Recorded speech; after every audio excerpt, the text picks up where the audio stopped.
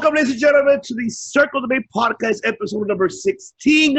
Your host, the devious one, Ivan C., alongside one of my other co-hosts, obviously the Karen beater of all beaters, the Cardonas, the Steamboats. Obviously, I have Mr. MGC, Matthew Cardoteja. And also, Matthew Steamboat, fine. That's going to be the name, Matthew Steamboat. And then we also have the hero of all heroes. He's your hero. He's my hero. He's the world's hero, the greatest American hero with the six-inch python, not 24, 6. Mr. American hero himself, Mike Lopez. How are you, Mike? It's a great week, man. Hell yeah, man. We got my drink ready. We got the podcast ready. Let's go. That's right. And also we have our special guest for tonight. I'm proud and honored to have these two gentlemen tonight joining us in this debate. 30 Heels podcast. We got obviously 30. 30. He's 30. All right. So 30. Yeah. That's right. We have good Brother Bub, and also we have Kofi Reeds in the house. That's what they want right there. Kofi Reeds. That's what they want. Give people what they want. We got the big smoke. Where's the big smoke? Welcome That's my homeboy, the big smoke. Welcome to the show, gentlemen, man. How are you guys? Thank you for having us. I appreciate Thank you for having us. We love it, man. Thank you for having us. Thank you. Man. Thanks for joining us. Big fan of you guys' work, man. I love No. Y'all guys, man. We want to be more like y'all. Look, we man. We appreciate y'all. We small compared to what y'all do. Believe it or not, man. We a big fan of small and local businesses and So, yo, big kudos to y'all, man. Thank y'all. Yes, man. Definitely, man. Definitely. Y'all give us motivation to keep going and not stopping. Right, LA to New York, New York to LA. That's right. There you go. That is right. That is right. Love LA. All right. Let's go ahead and start this off, gentlemen. So, man, it's going to be a stacked weekend coming up, obviously. Yes, I cannot wait what's going to happen with the AEW, NXT TakeOver, and SummerSlam. So let's actually go down the card. Let's go ahead and actually discuss with AEW. Let's start off with that. So, obviously, the card is stacked for Saturday for AEW Dynamite. Obviously, we have the main event, which I believe should be Cody versus Brody Lee for the TNT Championship. We do have the Bucks and Omega versus Dark Order. The Lucha Brothers are back with Butcher and Blade, facing off the Natural Nightmares and Jurassic Express. And we actually have the Women's Tag Team Cup finals as well. The finals, yeah. I'm looking forward to seeing that. And also we have FTR. They're fighting us, against Private Party. And obviously we see Darby Allin in action. So, gentlemen, I'm going to go ahead and ask you guys. So, Brother Bub, who's going to steal the show that night? And what are your thoughts about the card? What do you think? Of course, and this is everybody's feeling, if I'm not mistaken. The tag team division got in the AEW, man. So, whatever happens, just know the tag team division is going to steal the show, man. Even with the females, you feel me? You know what I'm saying? I'm going to drop a spoiler, and this is my personal spoiler, and this is me and my good brother personal spoiler. You know the Nightmare Sisters is going to win. You know the Nightmare Sisters is going to win. Yeah, you know what I'm saying? But either way, the tag team division got it on lock, and me and my brother can't wait for that shit, man. Oh, yeah. I can't wait for that either. I'm excited. But obviously, yes, this tournament was set up for them to win it. So I'm like, all right. Yeah, but I wanted more like It's good predictable. It's good predictable. Yeah. Like it's good predictable. When you be like you're predictable, I'll be like, but then it's good predictable. I'm like, hold on, wait, I didn't watch any of it. I'm like, wait, it's not that predictable. Fuck it. You feel me? Yep, there you go. Me personally, I didn't watch any of the female matches. I didn't watch any of the build up to it because I already knew what it was. I already knew it was going to be Brandy at the end and old girl. So I didn't watch any of it. I didn't even bother to. So I already knew it was going to win a cup. It was definitely predictable, and I don't watch predictable. There you go. You heard it here first. No predictables. There you go. No predictables, man. That's right. Yeah. So who's going to come on top, Brody Lee or Cody? I'm going Brody Lee all day. ASAP all day. I want to go for Brody. Yo, I actually kind of heard a spoiler. I heard a spoiler that I mean, I'm not gonna share it because I don't want to spoil anything. But not share it. Let's share it. Leak that shit. That's what you do. Leak that. Okay. So I'll say this. I heard that somebody from the big company is gonna come on down to AEW and is going to have a key effect on the outcome of this match. Oh, DQ. So we'll see what happens there, but I'm looking forward to it. Sounds like Eric Rowan about to join the Dark Order. That's what it sounds like to me. That's what it sounds like to me. That sounds like right there. But that sounds awesome. It also sounds good. He said that sounds awesome. I love the Bludgeon Brothers. I love Luke Harper. I don't mind, man. I don't mind. Honestly, me personally, when he first came into AEW, I wanted him to become a star. He's basically my favorite right now in the whole AEW Dark Order. And basically, I would like him to have that title. I'm not a fan of Cody because of the baby face kind of Prince of Wrestling, man. I don't like it. So me personally, I just want the title off of him. I'd rather the title off of him. Yeah, you gotta build up. You gotta build up. Like you gotta give them a chance to build up because the Dark Order needs some titles to make that faction more legit. Definitely. I agree. It's like how many titles did the NWO have in their heyday, or the Bull Club have? I definitely do agree. Yeah, definitely. But we all know Brody's not gonna win the belt. Let's be real. I think he is. I think he is. I would like him to. For me, it's I would like him to win it because, like, all right, Cody, we know you could get the belt whenever you want. Cool. It's time. And not even. Don't get me wrong. He's put over so many jobbers. He's put over so many people. But even though he's put over these people, he's still kind of downgrading these people because none of them have won. Yes, they have great matches, and none of them have won. Yep. Now you have a guy who should have conspiracy brother right there. Conspiracy brother. Look. Imagine this not on camera, bro. Imagine this conspiracy brother right there. I'm just all for Cody. Hey, if Cody holds that belt too long, he's really gonna become Jeff Jarrett, more or less. Yeah. Oh wow. Yeah. That's a bold statement right there. That's a bold statement.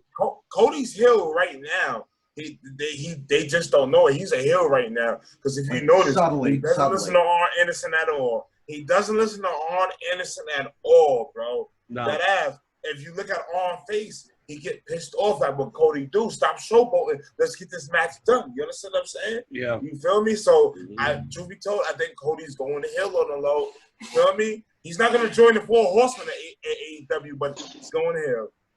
Oh, yeah. I see him going heel, too. I think he should have been heel. Obviously, him having the TNT belt was, he was trying to represent, obviously, the network, trying to be the next John Cena, doing that, defending the belt every week. Whoa. No, definitely. He's right. He's right. Get thumbs up for that. Yeah. I mean, am I right or wrong? Well, I think so too. That's your man, so y'all gonna agree with that. All right, that's your man. Yes, right? no. The whole U.S. Open, John Cena did the whole U.S. Open every week. He wanted to fight somebody. That's how AJ got the title. No, I'm not Kevin Owens. John Cena, listen, you my brother. You my brother. You my partner. Y'all gonna see us argue right now. John Cena does not have the motivation and the fucking the passion that Cody has. I give two shits about John Cena, bro. I give two shits about John Cena. He doesn't, but the storyline is the exact same. Exactly. There you go. That's pretty much it. It's the same thing. Yeah. Title. Yo, we digressed. You ain't shit, Snoop. he ain't shit for that. My brother, man. He ain't shit for that, man. You know what I mean? So, Mr. Hero, what are your thoughts about this? What do you see? Yeah. I mean, I honestly want Brody Lee to take it. It would not hurt Cody to lose the title. Yeah. He's had some pretty great matches with guys that I'm pretty sure are going to be, the future of AEW. So, in that, you had people like Sonny Kiss or Jungle Boy going in there with him and putting on awesome matches and proving that they're worthy of being put in such a position. So I think it's time to pass that on. And if Brody Lee loses, I feel like it hurts the Dark Order more than anything, because I do agree with that. They have to be a threat. Yeah. I have to see the Dark Order as a threat. And maybe he didn't get the world title, but he can get the TNT championship. So I actually want that to happen. So all right. So the next in line for that is JTG from Prime Time. You feel me? So do you think if Cody survives Brody Lee, do you think he's going to defend the belt against JTG? I think he should. I think if Brody wins, do you think he's going to defend the title against JTG? Because I don't know. It's up in the air, man. We don't know, man. We do not know. I hope, This is the kind of unpredictability that I like in wrestling. We don't know what's going to happen. There you go. Look, I told you this. I can predict it. I can tell you. The predictability of AEW. I can predict it. I'm gonna tell you what's gonna happen. Predict it. It's only two things that can happen. Either it's gonna be a disqualification match. Okay. He wins by the most devastating move in sports entertainment today, the roll-up pin. Oh yeah. Okay. You know about it. Wow. You know about it. I thought he was going to say the people's elbow or something. I gotta say, with the feet on the ropes. The roll-up. Oh. I gotta say the roll-up. It did in Samoa Joe so many times. That's pretty dangerous. The roll-up. Or the schoolboy. Can we not talk about Joe, man? Can we not talk about Joe? We're not going to digress with Joe, man. Joe's my man, bro. I love Samoa Joe. Joe's my man. Yeah, but I gotta say, like the only justification for Cody winning that is if he turns heel after, soon after. That's the only justification for him to win, though.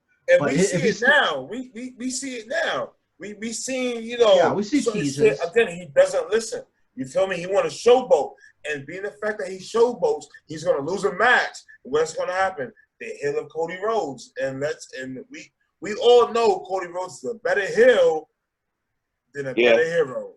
I agree. I agree. His run in WWE. You feel me? You remember, even if it was Legacy or by himself, his run in WWE, even at Stardust, was great. You know what I'm saying? Ring of Honor, Bullet Club.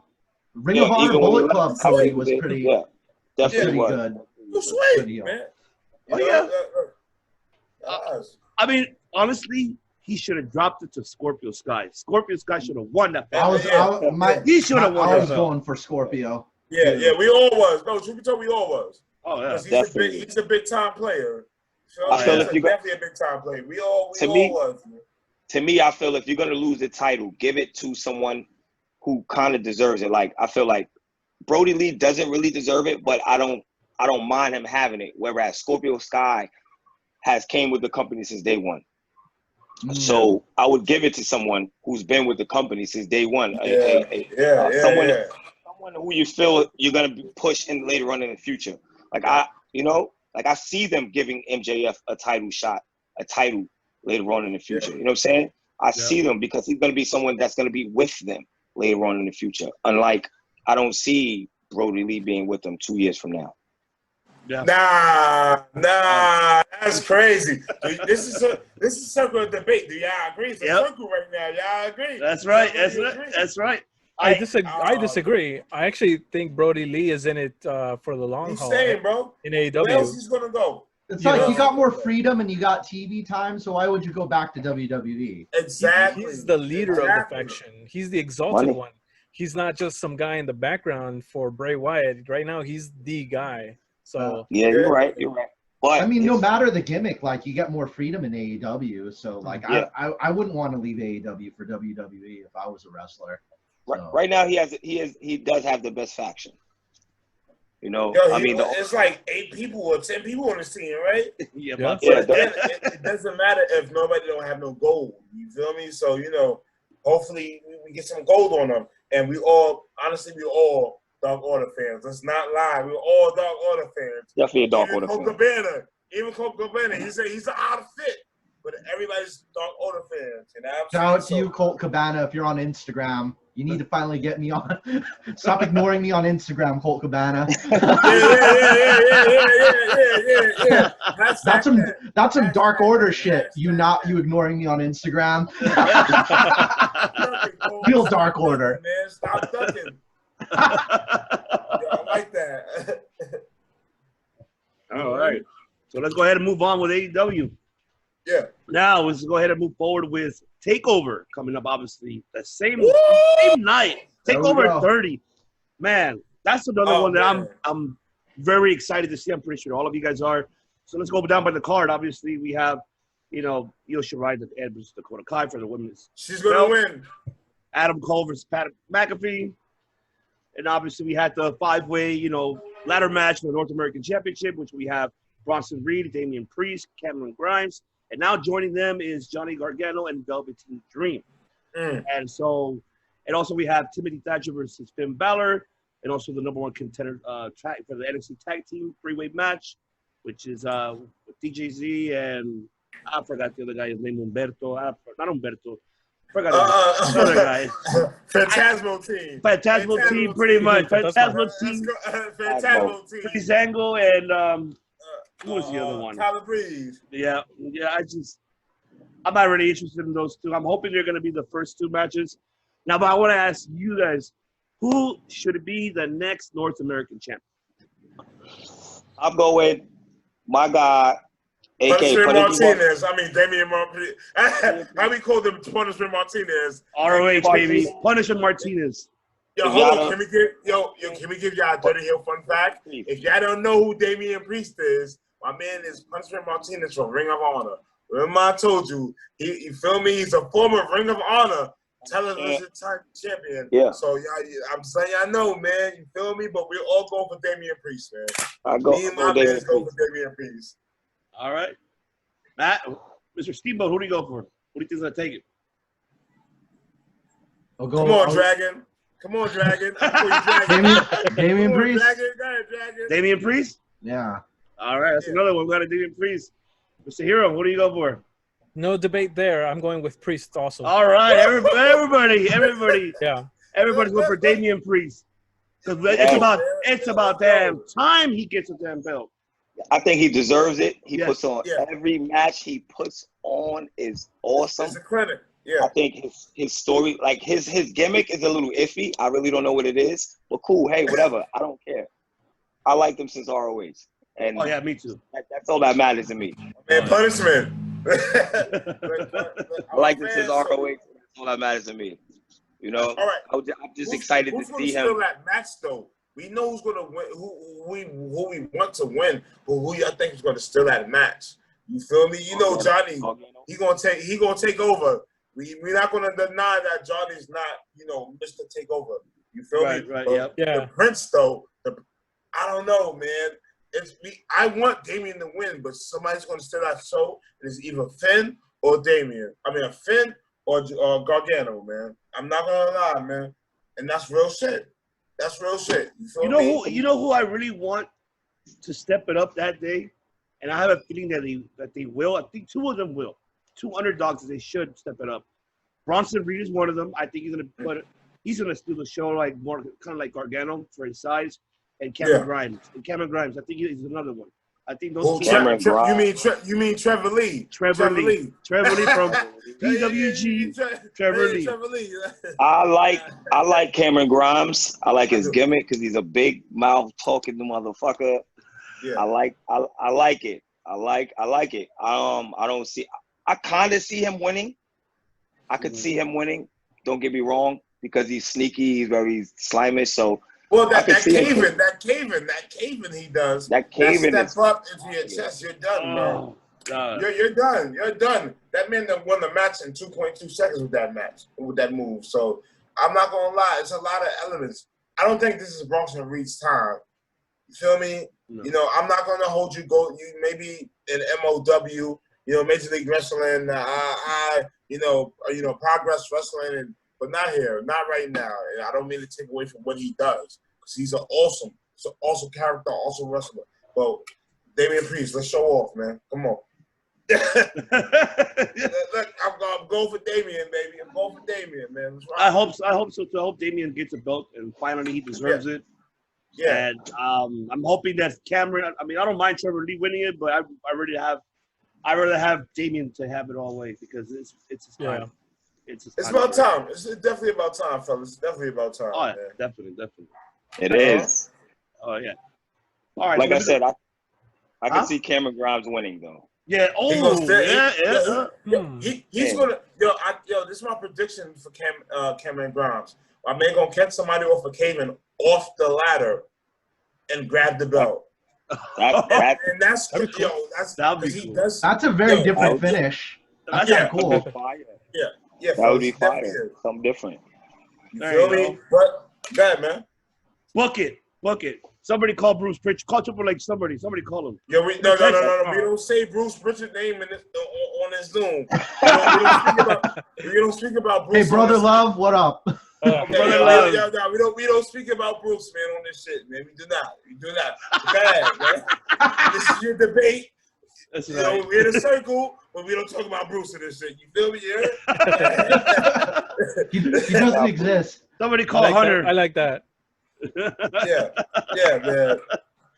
I drink to that, man. There you go. Yeah. All right. What are your thoughts on how this match is going to end between Adam Cole and Pat McAfee? What's the outcome of it? What do you think about that match? McAfee better lose. He has. Yeah. Oh man, yo, and this is real shit. Pat gonna win. Oh god. No. Does he go over clean or does he go over? Pat's gonna win. If you notice, and my partner, Snoop. Oh yeah. We got our boy. We got him. There you go. Reputation killer. That's welcome right. To the circle of debate. Ladies and gentlemen, we have our other brother from another mother, the reputation killer of all killers. You'll kill your reputation. Josh Brand Gordon in the house. All right. What's good? What's good, man? Your audio, there you go. Technical. Can't hear you. My man on the Xbox.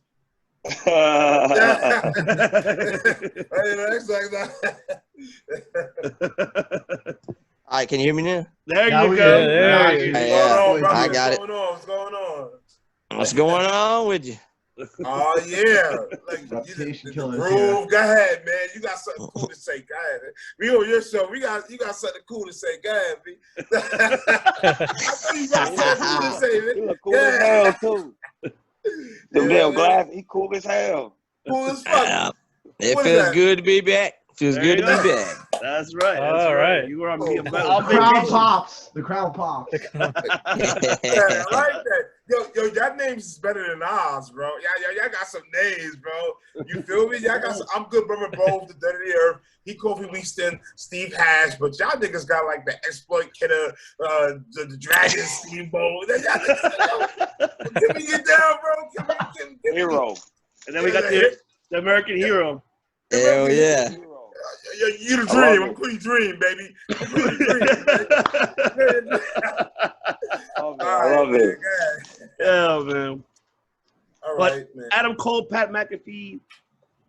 I don't know how the match is gonna end. Oh man. Pat gonna win, man. Pat gonna win. He only had 2 weeks to prepare. In what world are you going to step into a new sport with only 2 weeks to prepare and win over a champion or former champion? Yo, if y'all he ain't gonna win. He ain't gonna win. My partner told me this, and I had to realize after me watching wrestling all these years, you have to realize the show before the pay-per-view. You feel me? Yeah. You know what I'm saying? Yeah. Pat look like a straight bitch on Wednesday, but come the pay-per-view, some way, some form of fashion, will overcome Adam Cole and where he's gonna go to the main roster. So I don't know, like I don't know, man. You think he'll go over clean? You think he's gonna go over clean, or he's gonna have some help? No. No. 2 ways. 2 things. I'm gonna miss a prediction. 2 things are gonna happen. All right. Adam Cole will win, but it'll be like, his friends will fucking jump in. Of course, the new E gonna jump in. Pat gonna win, bro. Or if Pat wins, that means Adam Cole's leaving the new E. Yeah, they're gonna betray him. That's a bold statement right there. I still can't take old Pat serious. I still can't take him serious after the way he dressed, in the pre-shows and acted. I can't do it. Him in the shorts. Because to me, this Lulu storyline has something bigger to it. Why would they just add this Lulu Pat McAfee in it for no reason? But they have been beefing for some years. It has to be something bigger. I don't know, family. I think it's time. Bro. Break up the new E. If Pat wins, they're gonna break up the new E. They're not doing that, bro. They can't do that. Bro, I wouldn't do that at all. They're not. Yo, you my brother, Snoop. I love you, man. Hold on, I'll be right back. Hold on, man. I'm ready. Don't mind he calls me Snoop because that's my name.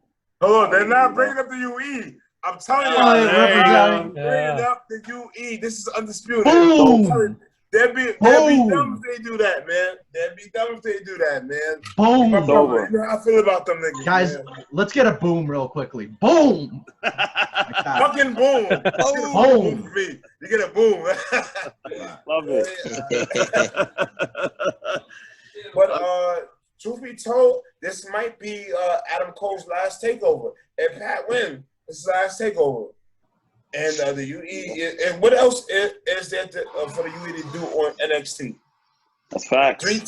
2 to 3 time tag team champions, North American, NXT champion. NXT. You feel me? What else to do? They done it all in NXT, man. It's time for him to go to the main roster. Yeah, that makes sense. Yeah, but where would he go? Raw, SmackDown, all 4 of them, or just Adam Cole? I think SmackDown. All 4 of them on SmackDown. Give him a contract where they can go anywhere. Let them go. You see how they treat the women's Let them go rogue. Let them go rogue and beat the fuck out of both rosters. My brother. That makes sense. That's good for them to get over. Survivor Series. You saw they did for Survivor. They ran the army. They called the shots. Let them do that. What y'all gonna do? Yes, for them. Yes, you know what I'm saying? Fuck it. Let them rock, man. We all Undisputed Era fans, man. And we can get, is there any possibility that Styles again? Is there any possibility that these guys are Retribution? There you go. Is there my mind? Is there a possibility? Can we go there? Wow. Could be. Could be. Dream. Book it. You was waiting for that, right? Yo, Dream. You was waiting for that. We haven't seen. You was waiting for that. Dream. You was waiting for that. No. Nah, Dream was waiting for that. Yeah, Nah. Me personally, I think that would be a great flip on it. I think that would make perfect sense. I think that would be a great way to bring them up. It's fucking excellent. That's a great idea. I would love to see. That makes Why not? absolute sense. Why not? And have them reveal themselves being the leaders of that group, and then causing chaos. No, the one thing that's Aces and the Eights going down to Dream 2020. That's going down to that. Come on, family. We're way better than that. We way better than that. We're not doing that, man. How would you book it? How would you book it? All right, let's hear. Tommaso Ciampa as the leader. Tommaso Ciampa. We got Chelsea Green. We got Dominic Djokovic. You feel me on that team? If you don't notice and you pay attention to the wrestlers, by the week they get smaller and bigger. You understand what I'm saying? Right. Remember when they first debuted, they were small as motherfucker. I said, yo, what is this? The cruiserweight division? You know what I'm saying? But think about it, man. Yo, that's because they don't have no real storyline behind it. They don't have no real storyline, no real gimmick. They don't have no real person. No real that was the hacker. That was the hacker gimmick. But going wrong. You know what I'm saying? You feel me? Hey, I'm just a fan, though. We're just fans, though, right? Yeah. Fuck you, Bruce. Here you go. Damn right. I just texted him. I told him. Yeah. Fuck Bruce Richard. What up, brother love? What up, brother love? Fuck brother love. Man. This gimmick, and I speak about this all the time, this is too late. It's too late. When it should have been done, we should have had either Mustafa Ali You feel me? Right. As his own. You know what I'm saying? Like, yo, this should have been done. Wasn't he the hacker? He was supposed to be the hacker, right? I mean, Yo, what happened to that? Yeah, and then they stopped talking about it, didn't they? Yeah. They just ended it. Fucking like the Emelina shit, man. They don't know where they're going with something, they end it. They thought Heath Slater was even the hacker. You know what I'm saying? It went from Heath, CM Punk, but truth be told, you see how WWE, they drag shit. They drag it to a point where it's like, you know what? I don't give two shits about it no more, man. You feel me? I'm just saying, be honest. Like what they did with the NWO, they just dragged it out and made it goofy. First of all, when you added Booker T to the faction in WWE, that was you feel me? Yeah, I'm saying. Terrible. I'm a composer. Me and my friend, me and my partner, we story writers, and we talk about this, all the time. I'm pretty sure y'all do as a team too. How we would book shit, and it was wrong for booking Booker T as a part of the NWO. Yeah, I'm just being honest, man. I'm just being honest, man. Hopefully, Retribution come out better than what it should, man. That's all. That's more to wait to come. That's all. Now, the main event of the takeover. Yeah, man. Keith Lee versus Karrion Kross. Question. Oh, man. We'll see. Who takes it? It was a real hustle on that. It was a real hustle on that, John. Who takes it? Oh, man. Who takes I don't know. Keith Lee wasn't the one he wasn't supposed to fight Killer, man. He wasn't supposed to fight him. Adam Cole was the one. He was supposed to fight him, and I ain't gonna lie. I think Keith's gonna put the beats on him, but I would rather would have seen Adam Cole versus Killer Kross. You know what I'm saying? They kind of deviated from that situation. You understand what I'm saying? From the Great American Bash and blah, blah, blah, and da-da-da. You feel me? Right. We all know Keith Lee's not going to win that belt. I mean, he's not going to lose that belt. I don't know about that. I'm going with Killer Kross, but I do wish we could see Keith Lee keep the belt longer, but at the same time, I don't know, man. It's like I can't decide. I'm indecisive on this one. Yeah. I'm going for Karrion Kross to take him to the limit, at the very least. Like if this had the time limit, I kind of wish for a time limit draw. Like if it was up to me, because I like Karrion Kross's spot. They don't know what that is in WWE. They don't know what the time limit is. Yeah, I wish. If it was AEW, they'd take it to. I'd want it to be a time limit draw. Right. I wish though. If it were AEW, it would go off. It would start like this. The match would start pow, pow, pow, pow, pow. Yeah. Yeah. But being WWE, they want to drag it. They want to last. They want to. Like I said, for me, I don't know who's gonna win. I would like Keith Lee to win, but I like Killer Kross. Killer Kross. So. I don't know. We don't know what to call him no more, right? We don't know what to call him, right? It's a hard one, right? The way it was. Killer Kross. Killer Kross, man. Killer Kross is easier to say. Yeah, it's easier than Karrion Kross. I don't know. Karrion's like carrying beetles, carrying locusts. Carrying. I think that's where it came from. It's like it's menacing, like a carrying locust. But I'm like, on the tattoos on his back. The tattoos on his back or some shit like that. I read behind about the tattoos on his back. I don't know. I heard my man was a hitman, whatever like that, so it has something to do with that, man. Oh, yeah. I heard he got those done like the most painful way you can get tattoos done in Japan or some shit. Ooh, like with like these big ass sharp things sticking in you and everything. Nah, brother, we good. So you trying to tell me? We don't even want band-aids over here, nigga. We good. So Killian, we don't even want band-aids over here. You feel me? You know what I'm saying? So Karrion Kross has stories like what's his name? Alistair Black, bro. Yeah, Alistair Black. The tattoos tell a story, just like stuff and all that happened. I didn't know that. Yeah. I know he's badass like each that. tattoo has a story to it, and it's it's crazy for both of them, for Alistair and for Killer Kross. They did Alistair wrong. Yo, they did Alistair wrong, bro. That'd make a good team right there too in the future, or a good faction. That'll be a good feud. That'll be a dream match to see too. Yeah, we don't want that. Absolutely. We want a feud. Did you see the tweet? Karrion Kross put up a tweet and said he wouldn't mind fighting Bray Wyatt. And Alistair Black. That'd be kind of cool. Yeah. I want to see Killer Cross versus Randy Orton still. Oh, that's what I want to see. So many great matches. Yeah. Tommaso That's Ciampa fire. versus Randy Orton. You shitting me? Yo, I'm a fan of Tommaso Ciampa. Yo, come on now, y'all can't not deny that'd be a dope match. Anybody versus Randy Orton to me is fire. I like Randy Orton. This is Paul Heyman's favorite part of this podcast. I need to, because Paul Heyman says like his 5 favorite wrestlers are Randy Orton, Randy Orton, Randy Orton, Randy Orton, and Randy Orton. Dylon. That's Paul Heyman. That's Paul Heyman with Randy Orton.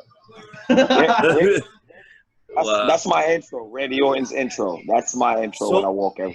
Oh, well, there you go. There you go. That's right, Kofi Wheaton. You gotta give people what they want, that's man. what they want right there. Gotta give the people what they want. You gotta give them what they want, Kofi Wheaton. You have to. That's fire, right? Oh my goodness. There you go. So we all here are pretty much on the same page. We don't know yet. We don't know who's gonna win or not. So it's something. Yeah, we don't know. Yeah, man. That's a fucking indecisive one I've ever fucking saw. I can't pick. Why fast track a man for him to lose, right? Why fast track a man that quick to lose, right? So yeah. So Mr. Hero, you got to keep I actually think Karrion Kross is going to take it. I think okay. It's better to see Dream. You might be a nightmare. Come on, man. You gotta think outside the box here. The heel is better as the champion, and then have the face coming after the title. You know. Wow, you're definitely right. That's what I see. Like, imagine how much money WWE could have made if it was like Hogan drops the title to Roddy Piper, and Hogan has to chase Roddy Piper for like 6 months. It would be like all, everybody would be glued to the screen. Piper would have been a good champion. Piper would have been a bigger star than Hogan, if you ask me. I'm just being honest. Fact. That's a fact. I'm being honest. Piper would have been a bigger star than Hogan, man. We all agree to that shit. That's a scientific fact. They should have put the title on Piper, man. Always. At least once. Yeah. And let him hold it a while, too. Now you ain't never lie, bro. You ain't never lie. It's a couple guys that should have put the title on if we want to be honest. We could go by the list on that. It's endless. It's a list of that should be like a top 10 or something. Like we'll do a top fucking 10. People we're gonna save that because this should be good. We're gonna save that. We're gonna save that. We're gonna save that because that's gonna be hot. Yeah, we should do that for one of the top 5s. Yep, you're right. That's true. All right, all right. Moving forward, let's go ahead and move on with SummerSlam. Obviously, the next following day on Sunday. The card, just only intrigued with 2 matches, in my opinion. But I want to hear you guys yours. So obviously, we have the main event: Drew McIntyre, Randy Orton for the WWE Championship. We have Braun Strowman versus Bray Wyatt for the Universal Championship. We have Apollo Crews versus MVP for the United States Championship. Obviously, we have Dominic Mysterio versus Seth Rollins in a street fight. We have, Asuka facing Sasha and Bayley for each of their championships, the Raw and SmackDown. And also we have the Tag Team Championships, which is the Raw Tag Team Championship. We have, obviously, Andrade Garza versus the Street Profits. And then we have... That's my boy. I love Andrade. Andrade, my boy. Andrade. I want to see the Street Profits keep the titles a little bit longer, man. But Andrade and Garza, man, that's a fucking good team. I'd like to see Andrade and Garza with the titles. I want them to win it too. I want them to win it too, but Street Profits maybe a little bit longer. I'm glad they got done with that stupid shit with the Viking Raiders, though. Fuck that stupid fucking storyline. Fucking Alvar can take that turkey leg and shove it up his ass, man. I'm done with that shit. I'm disappointed in the Viking Raiders because that's not the guys if y'all don't know, we know who they are. War Raiders. The War Machine. War Machine. Guys War Machine from ROH. So, truth be told, I don't know, man. Aren't they in Raw Underground now? Like, yeah. Are they all on Raw Underground right now, right? Yeah. You feel me? Me personally, I do not like the Street Profits. I hate the Street Profits. Like when I hate the Street Profits, I fucking hate the Street Profits. Listen to this. I don't really follow. I wrote JTG on Twitter like 2 years ago or a year ago, and I said, "What do you think about the Street Profits?" He said, "Who you talking about? Men on a Mission?" And I had to look it up, see who Men on a Mission was, and it was like Viscera back in the day or whatever with some other guy. And Yeah, he was dissing Babel. Yeah. I don't. Me personally, Because I was trying to compare him to Crime Time, and he took that as offense, which now I understand why. You know, to me, Crime Time was more like the G Unit. You know what I'm saying? More Yep. like. You ever seen Malibu's Most Wanted? Anthony Anderson and Tate Diggs. That's what guys all us. She had the biggest. She had the biggest chip on her shoulder till she ate it. I love that. I love that line. I just hope Andrade and them win and get rid of the Street Profits. I don't care. They're not even a real tag team, bro. I don't even care about the tag team. Who cares? Big shout to AEW, right? Yeah, you gotta make the tag team division mean something, man. And they haven't been doing that. They still ain't doing it right. You gotta Yeah, when you got Cesaro and Shinsuke as the SmackDown tag team champion. Once again, who cares? When Cesaro and Shinsuke should have been champions individually on their own right.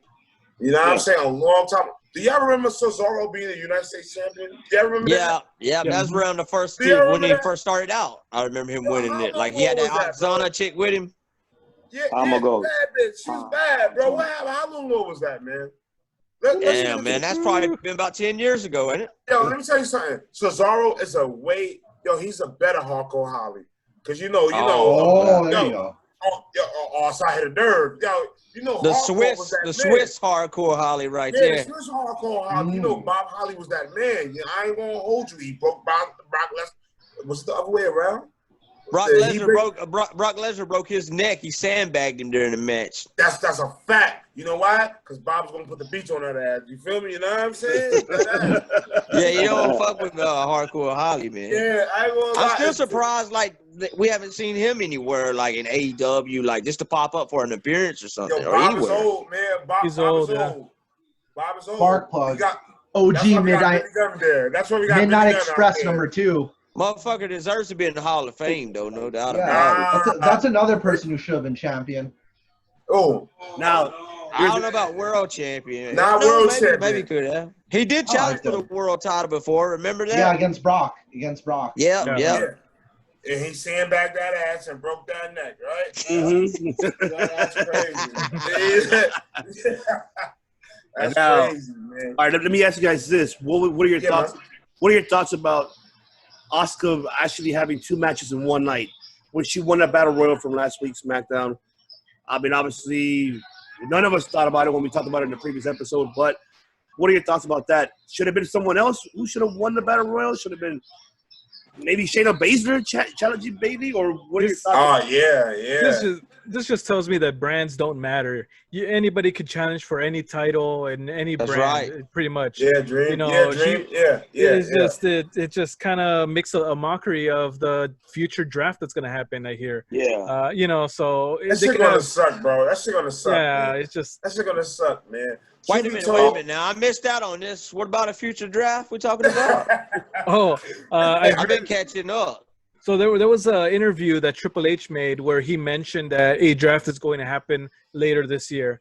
So I don't know when or but in the end, they jump brands like with no rules or anything. So it doesn't. Let me tell you something. I don't want to say that shit. The draft ain't shit. Because you know why? Because you're going to combine rosters regardless. You feel me? Yeah. You're going to combine. That's right.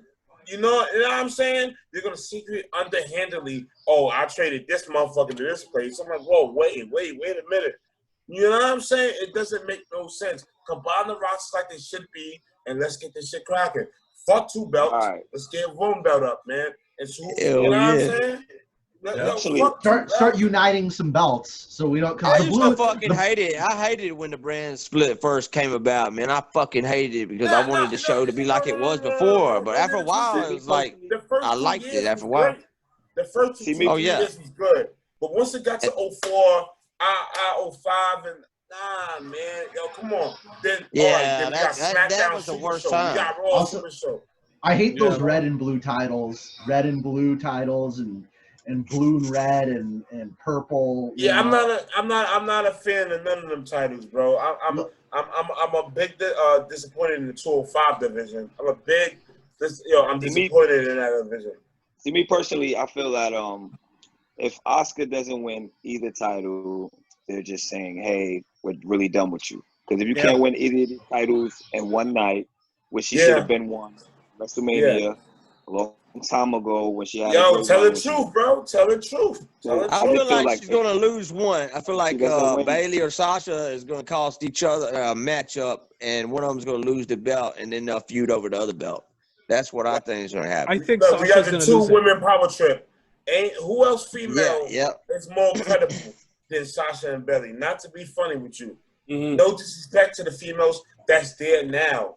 You feel me? Or they will choose to show who's more credible. Let's be honest. Yes, Shayna Baszler is a threat, but she fucked up that opportunity when she fought the man. You feel me? Yeah. It's really it would be really building Asuka up if they give her the wins for these. So that would be a good build up for her, you know, because she's got to be like she's supposed to be like the Great Muta, you know, like spraying them faces. Yeah, but if she loses, they did her and Shinsuke wrong. You're right. You know what I'm saying? Very true. Very true. Yo, you win the Royal Rumble, so go want to do what? Win WrestleMania, right? Hell no. Did they do that? Not at all, man. No. Yeah, that WrestleMania disappointed me big time. Yeah, it disappointed everybody because we all know the truth, right? Yeah. You know? We all know that Vince is racist. We already know. No. I'm kidding. I'm kidding. He has his favorites. He has his favorites. Have his favorites. I actually would have wanted Alexa Bliss to challenge for the SmackDown title instead of having Asuka having both. You know, Asuka's not from Raw. She's not from Raw. Well, you know, Alexa's too busy being Sister Abigail, so you know we. I don't know how that's gonna work. I don't know how's that gonna work. You catch that shit where Braun was gonna throw Alexa out of the ring, and then Bray come out to save her, and then fucking Braun's up there on Titantron laughing. It's too much of a love story now. It's too much of a love story, man. Yeah. Can we get the hands? That's all we want is the hands. Truth be told, we all know Bray's not gonna take that title from Braun, bro. We all know. Do you guys agree? Who agrees? I want The Fiend as champion again. I think he's the guy. That whole Goldberg thing that happened should not be spoken of. Did not happen. It never happened. Saudi Arabia did not happen. The Fiend won the belt. Actually, you know what? If Goldberg was going to win another title, I wish he would have won the WWE title at least one time. Not two-time Universal Champion. Nah, that Universal title is cursed, bro. That Universal title is cursed. That shit is cursed. That shit don't mean nothing. Yo, when Bray Wyatt was supposed to win that title, he never won that title. Who they kept the bet on? Seth Rollins, right? Mm-hmm. Yep. And look at how Braun won it. Braun won it in front of nobody at WrestleMania. Yeah, see, for me, nobody, man. Like they gotta start uniting some titles. That's the bottom line. The guy unites. They need to bring back the big gold. That's what they need to do. Yeah. The story on that. Yo, your favorite belt, Snoop, the big gold. The big gold. I hate that belt. I love that fucking belt. That belt, put that belt. When you see somebody with that belt, man, hey, Ricky Steamboat with that belt. Go ahead, Dragon. Go ahead, Dragon. That's your belt, Dragon. Blowing that fire. I don't got my blowtorch nearby. All right, let me ask you this. I'm pretty sure you guys are curious about this one, though. Dominic Mysterio's debut match against Seth Rollins. So now, where do you see this going? Go ahead. I see this going nowhere once again. I think Dominic's gonna win. He wouldn't take an ass whipping like that not to win. Right. You couldn't help your pops win against Brock, nigga. So what makes you think you're gonna win against? Come on. I'm saying this. First off, hold on, bro. First off, this win is going to put him over. He beat Seth Rollins. Now, first off, Seth Rollins is about to go on vacation because his girlfriend's about to have a baby. And this is Dominic's last match. This is Dominic's last match. He would not have another match after this match. Shut up. Hold on, bro. Like I said, bro, Seth Rollins is about to go away anyway. You know what I'm saying? He's about to have a baby. He's putting Dominic over. If this puts Dominic over, he'll have a good career. If this doesn't, then he's going to have a terrible career. That's all that's saying to us as fans. Like, if Dominic don't win, he took an ass whooping for nothing. Mm-hmm. That's all that's showing me. He did all that for nothing. This whole storyline was for nothing. It went for all this time, and Dominic didn't win. It was for nothing. You just wasted our time. If you couldn't help your pops win the world belt from Brock, you know what? Next match. I don't see Dominic winning. I'm interested in seeing what he can do, man. I think he can do more shit than we think. I mean, because we seen him do the 619. We seen him take the beat down from Brock. He's only been training for 3 years. We don't know. Like maybe we didn't even get a maybe first Ray match takes him from to train more. I don't know. We didn't even get a first match from him. We didn't even get a first match from him. We didn't even get an exhibition match. You know what I'm saying? You feel me? We didn't even get nothing from Dominic. You know what I'm saying? This is his first official match, right? Yes. Yeah.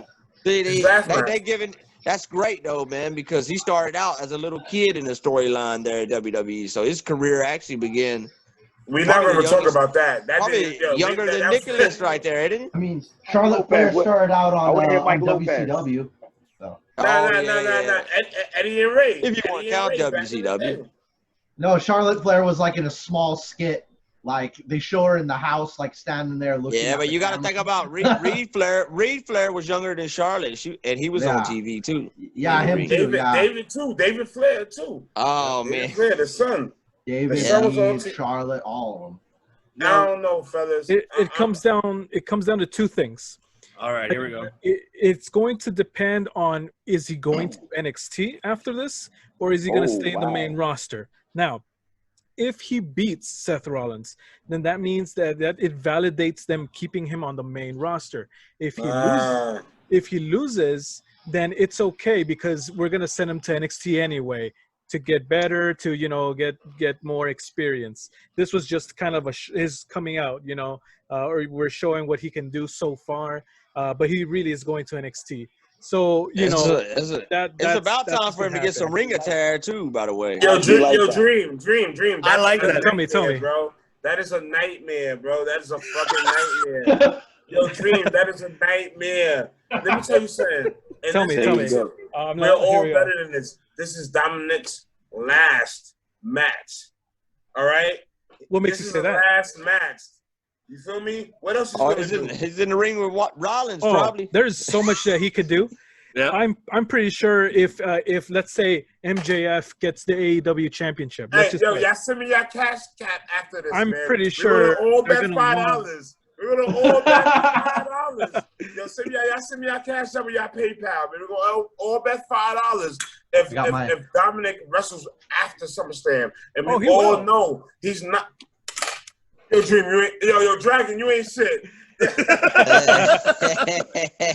what I'm betting. I'm betting this. Yo, Dragon, you ain't shit, man. Let's be real. I'm a realist. There's no place for Dominic on Raw or SmackDown or NXT, bro. He's a visionist pops bullshit. You feel me? Mm-hmm. You know what I'm saying? Come on. Let's be real, man. Let's be real. Do y'all see? I feel like Sunday at SummerSlam we're gonna find out how good he really is, and if he's not really that good, he's probably he's going to NXT or even gone for a while to train some more.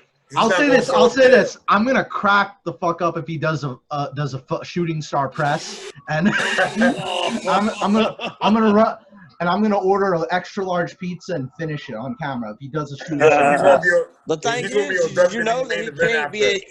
There's no way he can be as athletic as Ray. Like Ray, just at that physique where he could just fly around. He's light. You know what I mean? But who knows? Maybe he can. He does seem pretty light. He doesn't seem too heavy right now. No, so it's just the trust that WWE is going to have in him to even do that after. You know what I'm saying? Yeah, but this is the thing though. Mm-hmm. Seth is going to sell it to him for sure. Yeah, Seth's going to make him look good. he's gonna make him look good. Obviously, he's gonna be some green, obviously, because this is debut match. But I feel that, like, I have to agree with Mike on this one that after this, he should go to NXT. And definitely. He got to pay his dues. He needs to pay his dues like everybody else. I don't give a fuck what his daddy's, who his daddy is. He got to pay his dues. Yep. But that's why I think he could have had a couple. As far as self protecting or whatever, I mean, let's just hope he does, and it doesn't end up like Steen, with that buckle bomb or some shit. Or with like Balor, I love that. Like Balor or Sting. I mean, Rollins was hurting motherfuckers there for a minute. Yep, that's for sure. Now the main event, which is Drew McIntyre and Randy Orton. Who is gonna take it all? So I want to Randy Orton. Oh, well, all right. Kofi Weaston spoke already. Randy Orton. Gotta get the people what they want, huh, Kofi? I'm going. Let me see. Let me think about it. I'm going with McIntyre.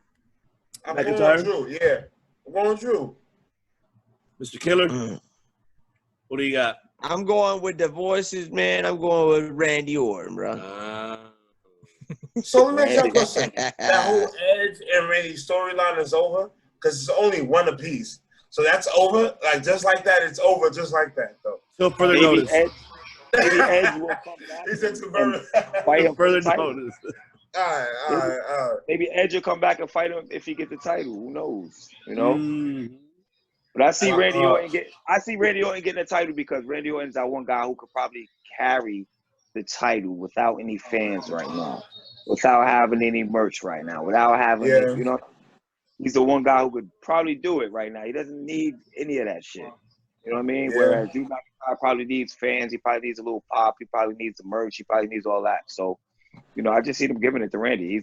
He's an OG vet.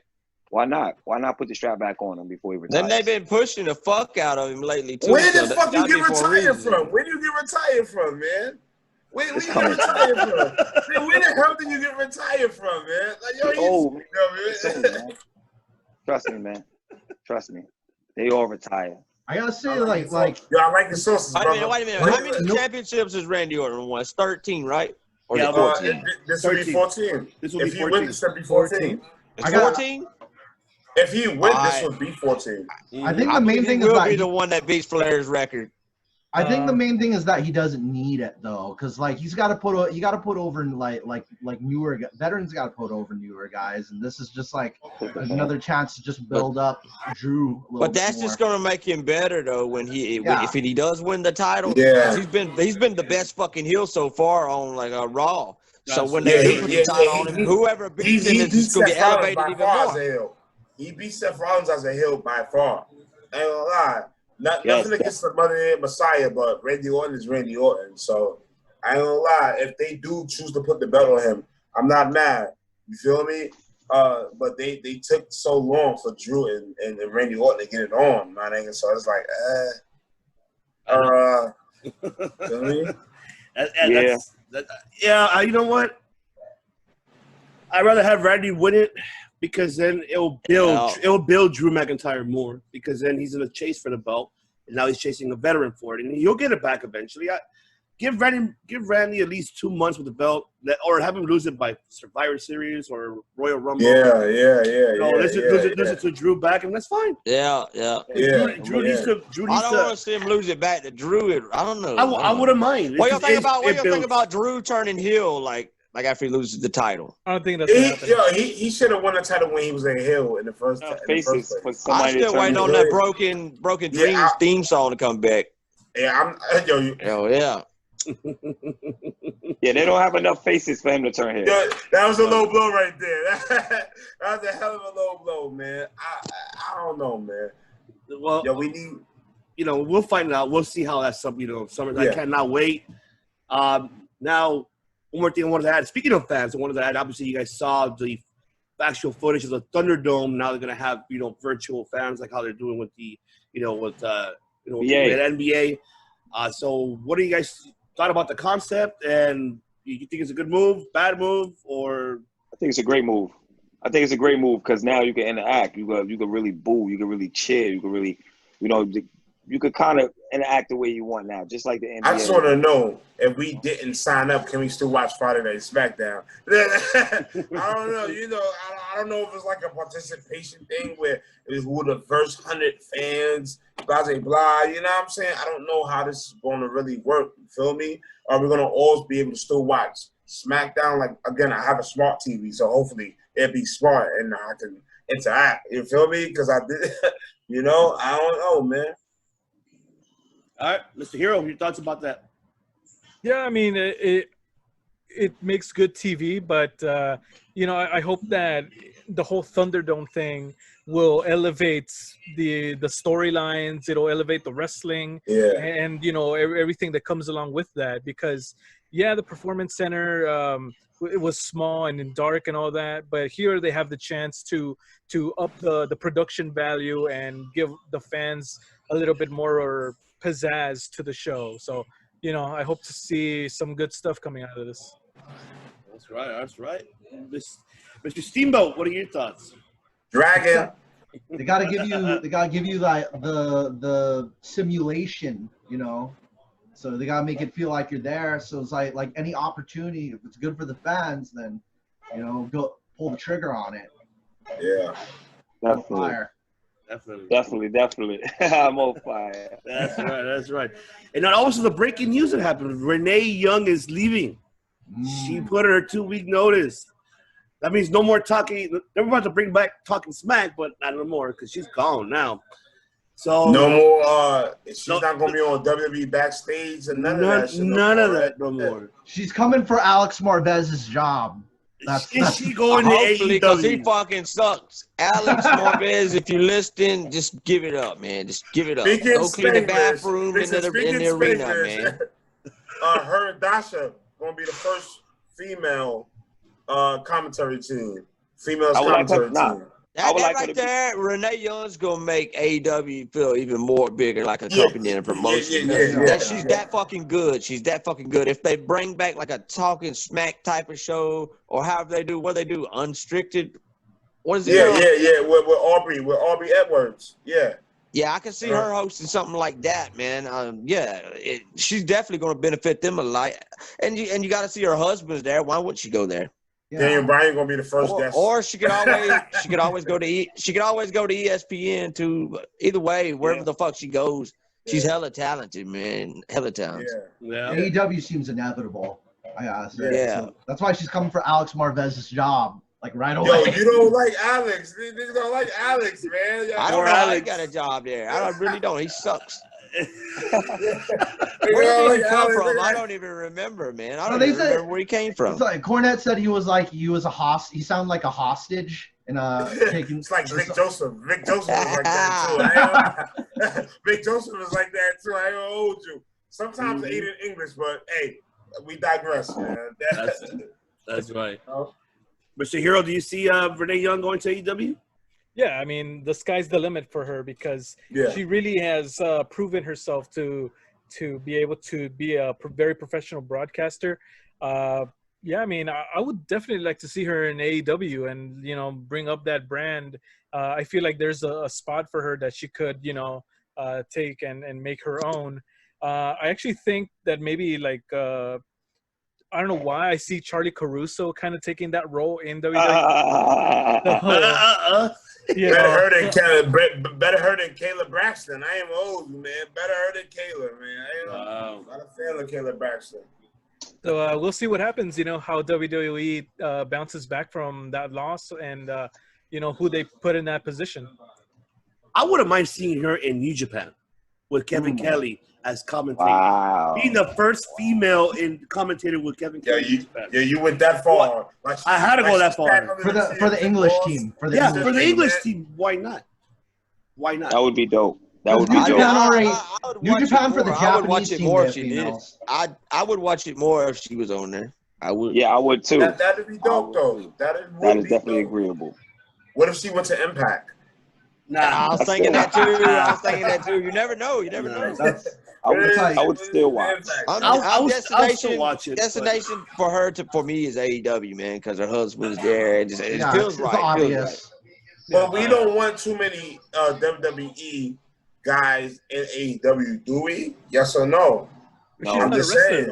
I mean, if they're young, you know, and they still got Doesn't matter. I'm just, they you got know. they got to work somewhere. If they want to leave WWE, where else are they supposed to go? You know, Like if I was them, I'd go to if I was a wrestler, I want to go there pretty much. as long as they're not a bunch of jobbers, you know. There you go. Yeah. There you go. We'll be right back, ladies and gentlemen. We're taking a quick break. So we're going to hear from the captain himself, Captain AMPM, wherever you are. We salute you. So we'll be right back. Where you at, Captain? I'll be back. Gotta take a leak and grab my torch. What is that? Come over here. Oh my God.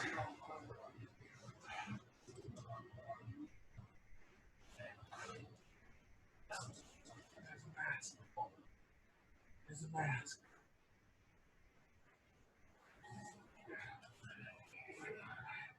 It's okay. Do you want to man my ship?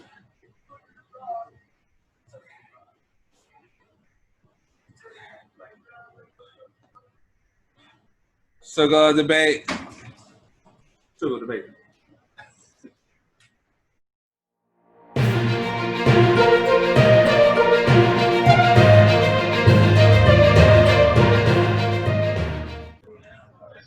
Welcome back, ladies and gentlemen, to the Circle Debate podcast. Obviously, our other member, Kofi Wheaton, is gone, so thank you very much. We still have, obviously, Brother Bub with us. Now we have a special guest.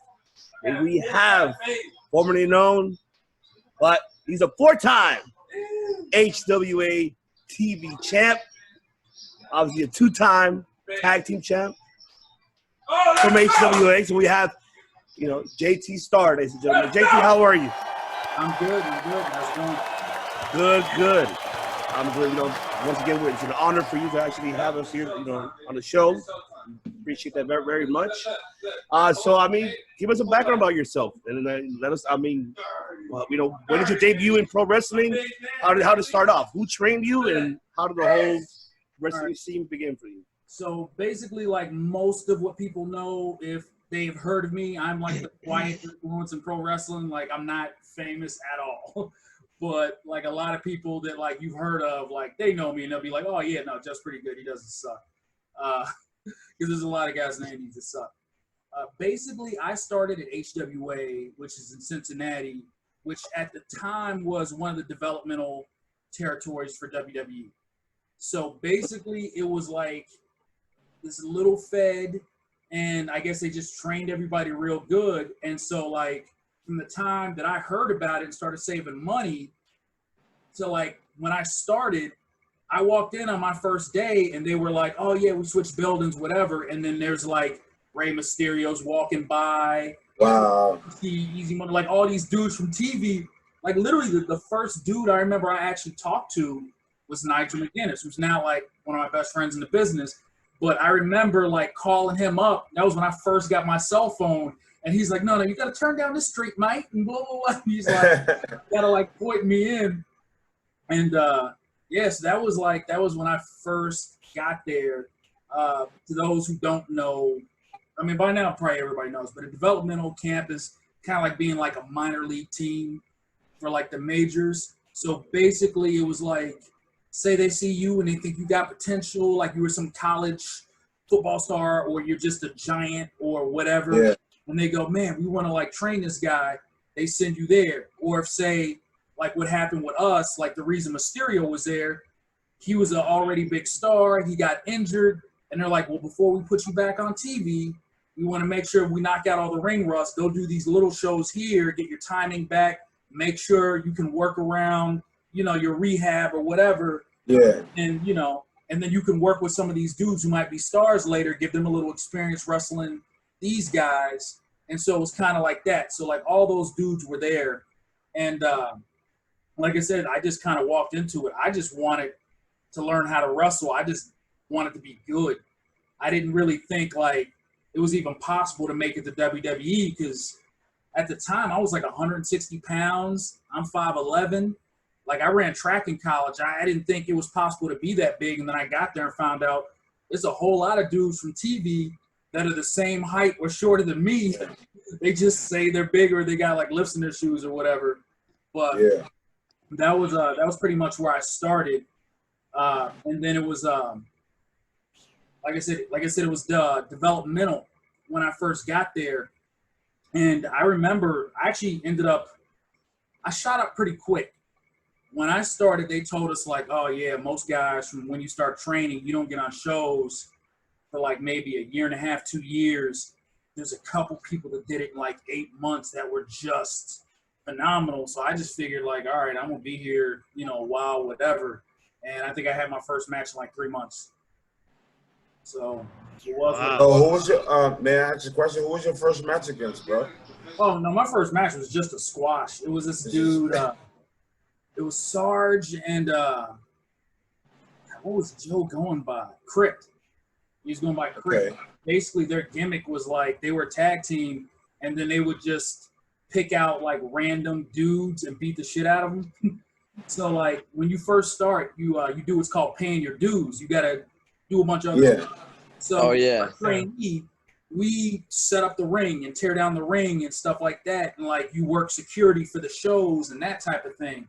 So I was just a security guard, and this is why I tell my nephews and shit, man, like always come early and work hard.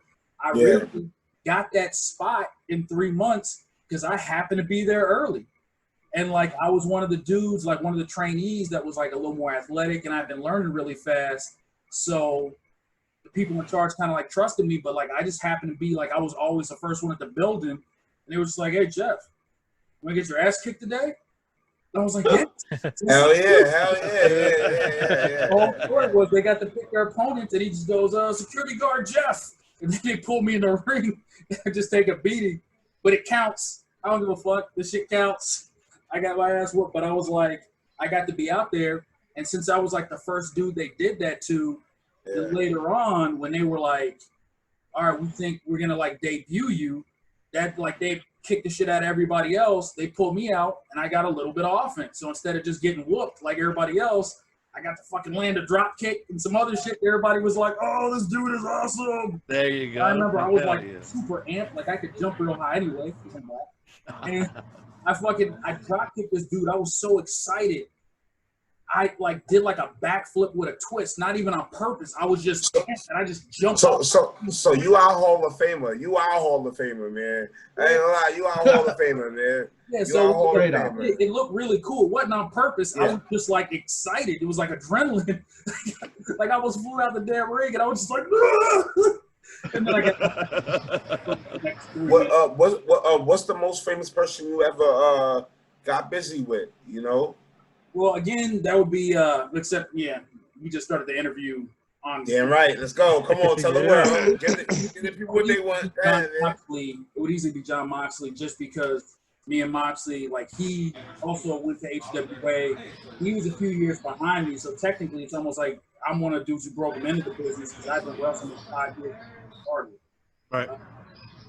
So yeah, like I mean, once you become WWE heavyweight champion, he's the only heavyweight champion I think I've probably been in the ring with. But there's a lot of dudes that came through there that like are kind of hitting now that weren't really like I remember I used to feel kind of bitter because I would look around and I'd be like, man, like we got all these good dudes that came out of here, and I've seen dudes that I didn't think were as good as them that were kind of making a name for themselves. And but like the Irish Airborne, was it Ohio is for Killers or whatever they're going by in TNA? So the OVE. Yeah. OVE. Those are my contemporaries. So like I used to be in a tag team, and us Chris brothers used to just have all these crazy ass matches. Wait. Well, you got in the ring the Briscoes? Huh? You said the Briscoes? No. OVE. OVE. Oh, OVE. I just said the Briscoes. I'm like, I love them Briscoes, man. David Chris. Okay. So like us and the Chris brothers, we used to have like all these like crazy matches and shit. Wow, that's crazy. Nigel McGuinness is out of there. BJ Whitmer's out of there. Matt Stryker's out of there. But it's weird because the other Matt Stryker, the one who went to WWE, he was actually the second one. The one who was in Ring of Honor, that's one of ours. He had the name first. First, yeah. Who ended up getting famous. I saw that, by the way. I did see that in a couple of matches. Yeah. Like, It's interesting that it was interesting that he had it first before the other match striker WWE. That's really interesting. So, Yeah, and it's crazy because they don't spell it the same. They do not spell it the same. No, it's different. But it wasn't even like real beef. I think it was just one of those names where it was just like a name both of them thought was cool because there was a whole other striker. And I think at some point, them and our match striker had like a striker versus striker match. Wow. He was like, I was actually thinking about changing my name. How about we have a match? We make a big deal out of it. You beat me, and then I can change my name, and then I got an excuse. So it was like, that's all it was. And I think they were talking about doing the same thing, but then he ended up getting signed by WWE because he got fired. For like that was the whole story. Like, wow. He was a teacher, and he went and did like a show. He called off sick and did some like wrestling shows. That's when he was on ECW. He was on the Sci-Fi Channel. Yeah, and stuff like that. Thought about it. It became national news, and so WWE signed him. He literally got like his whole fucking claim to fame for just doing some fun shit and getting fired from his job. Wow, that's crazy. That's actually crazy. Yeah, that's crazy. Did you ever run across? I don't know. At the time, I'm not sure if you were there at the time. Like Elix Skipper or like Bill Dumont or like Shark Boy, I believe so. Not those particular guys, but like I said, it was developmental. So when I started, like it's funny. There was like that was I guess when they first had bought like WCW. Mm-hmm. So there was way more WCW guys who were at AWA because it was basically us and OVW. And we did our TV together. We actually would drive down to Louisville because it's like an hour, 2 hours away from Cincinnati.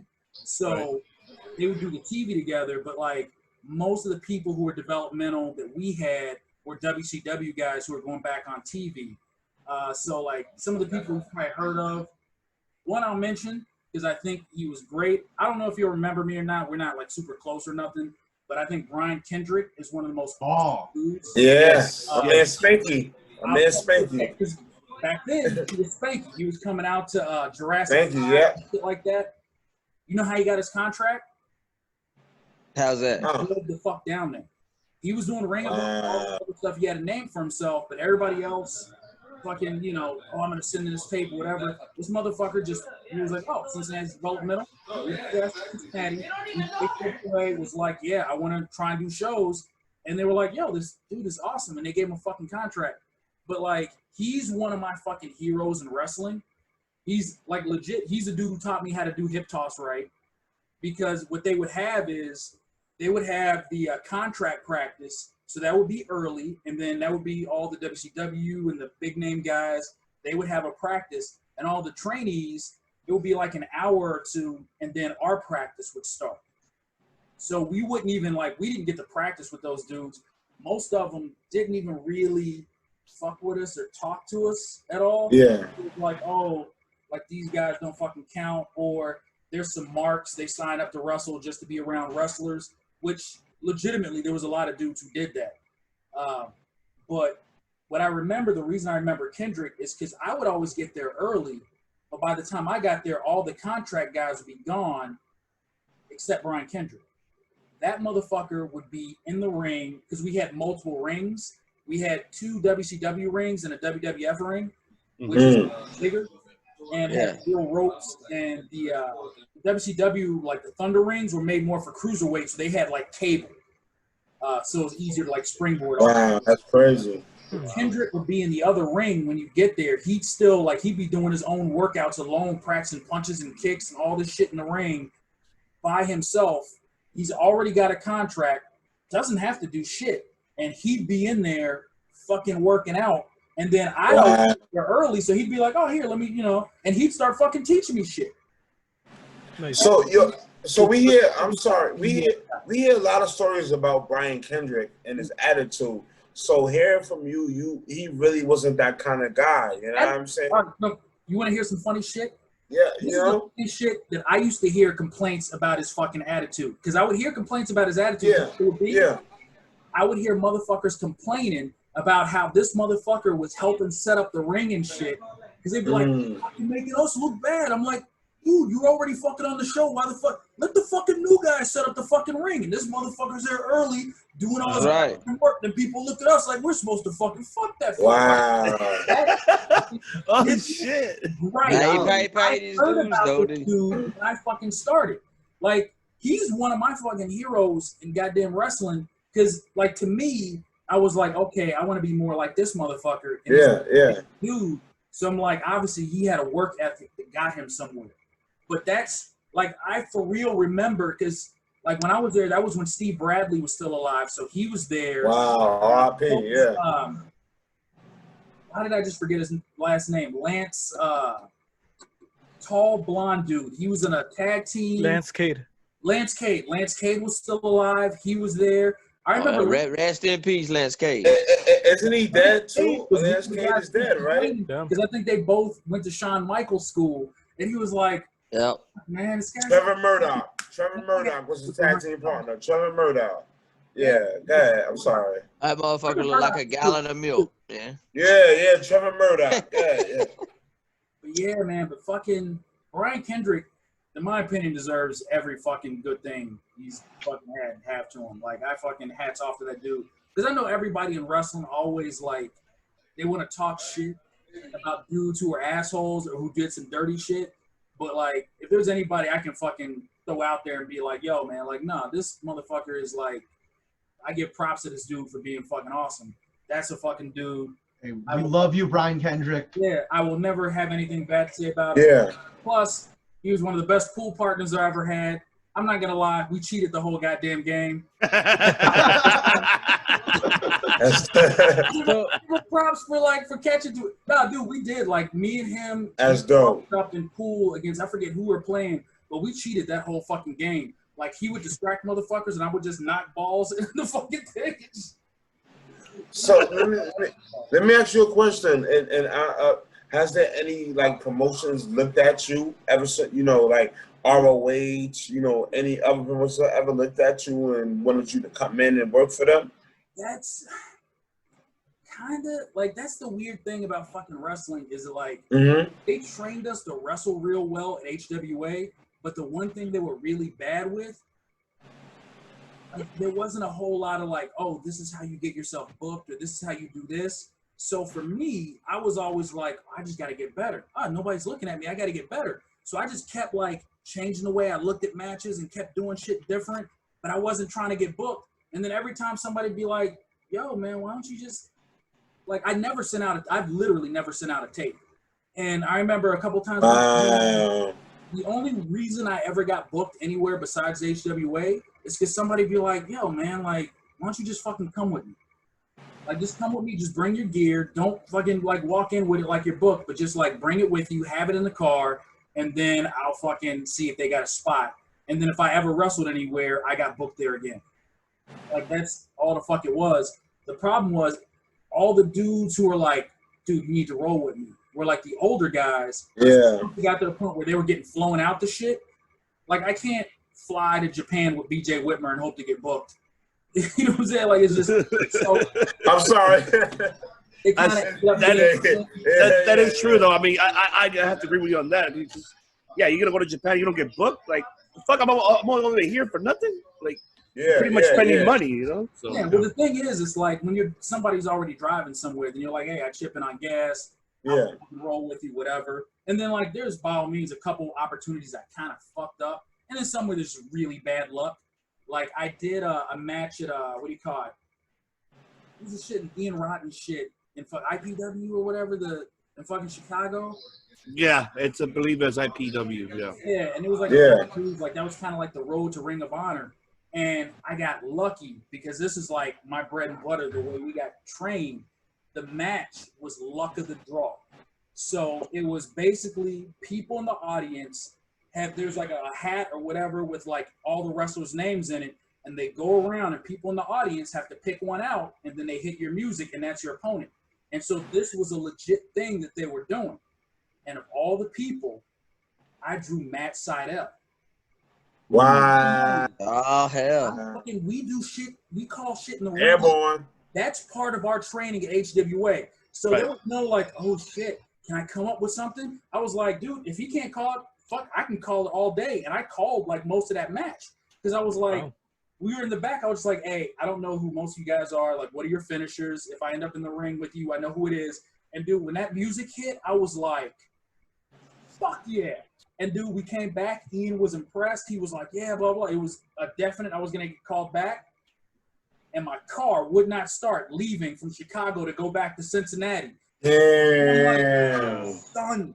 So then it ends up being a thing where it's like, okay, Nate Webb, shout out to Nate Webb. Nate Webb drove me back to Indianapolis where he lived. And then there was another dude, this referee, Bruce Gray, who was like a super cool guy, drove to Indianapolis from Cincinnati and picked me up and took me home. And basically then I had to like, it took me like a week or so. I had to like save up enough money, and then I had to get a tow truck, and I drove the tow truck all the way to Chicago to pick up my car to get myself back to Cincinnati. Damn. And it was like that. How many hours was that, bro? Like, fuck. Like 3 hours? At that point, it took me almost a year to make Damn. money that I spent. So it was like, It's safe to say you paid your dues on the low. You paid your dues. Yeah, it's safe to say you paid your dues. I didn't have like somebody else that was getting booked there, so I was like, I didn't have a car at that point, so I just ended up not wrestling there again. It was like years before I had it, and it's fucked up because a couple people recognized me and were like, "Dude, that was the best match on the fucking show," and all that shit. And I'm like, you know, like it just. Who did you wrestle that night? Who did you wrestle that night? Did you recall? Yeah, Max Seidel. Max Seidel. There you go. Max Seidel. That's right. There you go. Yeah, so it was Okay. like, so I had a good. Oh, so how was that match? Like, I meant I was going to ask you, like, what's your finisher? Yo, you took the words right out my goddamn mouth, man. What was your I finisher? would use the flipping neck breaker. I would use Christian's Unprettier. Oh, yeah. Actually, one of the biggest moves that I ever invented, I will get no credit for, and I was not using it as a finisher. You know the curb stomp? Yeah. Yeah. That was mine. I made that. That's a fucking good ass finisher too. I love that should have been credit to you first of all. And so you heard here on Circle of Debate, and in addition to that, when JT first told me about this, my jaw dropped. You know, when you first told me about that. Yeah. Here's what's funny about it. Like I said, John Moxley comes from the same school as me, right? The same wrestling school. So he used to always be like, dude, you should use that as a finisher. That should be your finishing move. And there was two reasons why I didn't use it. One, because I was like, at the time, I was losing a whole lot. Like, I pissed somebody off, so, like, I was, like, losing all the time. So I was like, well, nobody will ever get to see it. And then two, I was like, man, whoever does that shit on TV first is going to get credit for it. Yeah. No, WWE actually watches our program because, like I said, we used to be developmental, and even though we weren't, there were still like writers and shit who were there. So they would like, sometimes they would steal some of the storylines we were doing. And the guy who ran our website, he was like, oh yeah, like Rick, he was like, oh, I know for a fact they do, because every time we put up an episode, I see these IP addresses ping. I know who they belong to. That's Chris, that's so-and-so, that's so-and-so. So he's like, yeah, that's where they're getting ideas from. So there was part of me that was kind of afraid because I was like, man, if I do this or this or this, they're going to fucking take it. Somebody's going to do it on TV first, and then they're going to say I'm copying. Plus, everybody copies on the indies, which means if I go to wrestle somewhere else, like right now, if I go on the indies and wrestle somewhere, there's going to be some skinny kid in the fucking locker room who's been wrestling 2 years who's going to go, oh, you can't do the curb stomp. That's my move. That's like the Canadian Destroyer. Yeah. Like, you know what I'm saying? That's like the Canadian Destroyer. You see how that move gets abused. Yeah, and so it's after you use the move too much, it gets like. And then I'm like, well, no, I made it, and nobody knows I made it. Like nobody. Wow. So I'm like, and it's not like I'm mad at Seth Rollins because I'm not, whatever. You know what I'm saying? Like, if anything, at least I can make myself on a video game, and the move exists now. Yeah. But that's cool. It still kind of sucks because if I go certain places, then it's gonna be like, well, shit.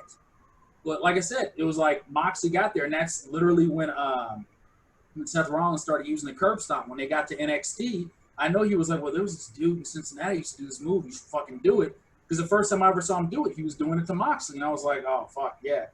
And then he wasn't using it as a at first. But I think I think he was doing some sort of weird knee, like running knee strike. And they were like, nah, fuck it. The other one.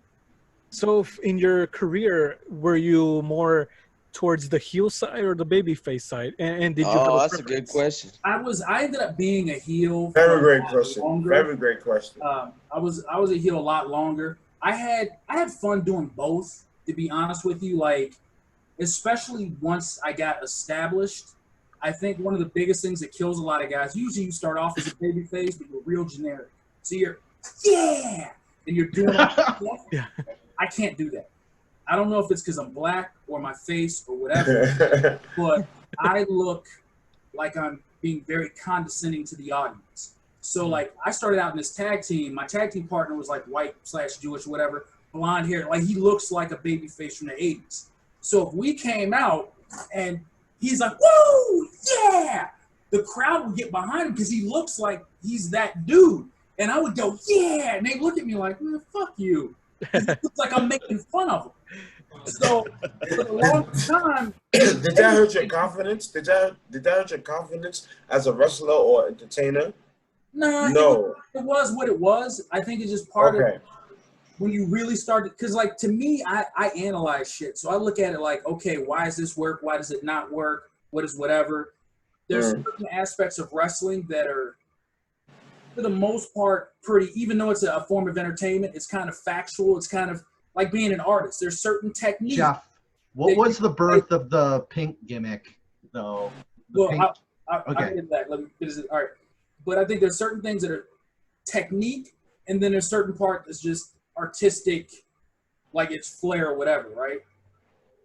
So for me, there's certain basics they teach you in wrestling that you need to know, but then it gets to a point where it's like you just got to be you, so it's authentic. The pink part came out, and you definitely need to, down here in the corner, you definitely need to understand this. Okay, I have white spies everywhere. One of the things is a lot of white people won't call you nigger, but because you'll get your ass beat. But what they will do is they'll say Canadian. So they'll start talking shit about Canadians, and that's just code for fucking black people. But I have white spies everywhere, so they told me about the shit. So when people say shit about Canada, I'd be like, what? What? Like, I get pissed off. So it became this running joke that Jeff was Canadian. I did not know that. That's the first for me.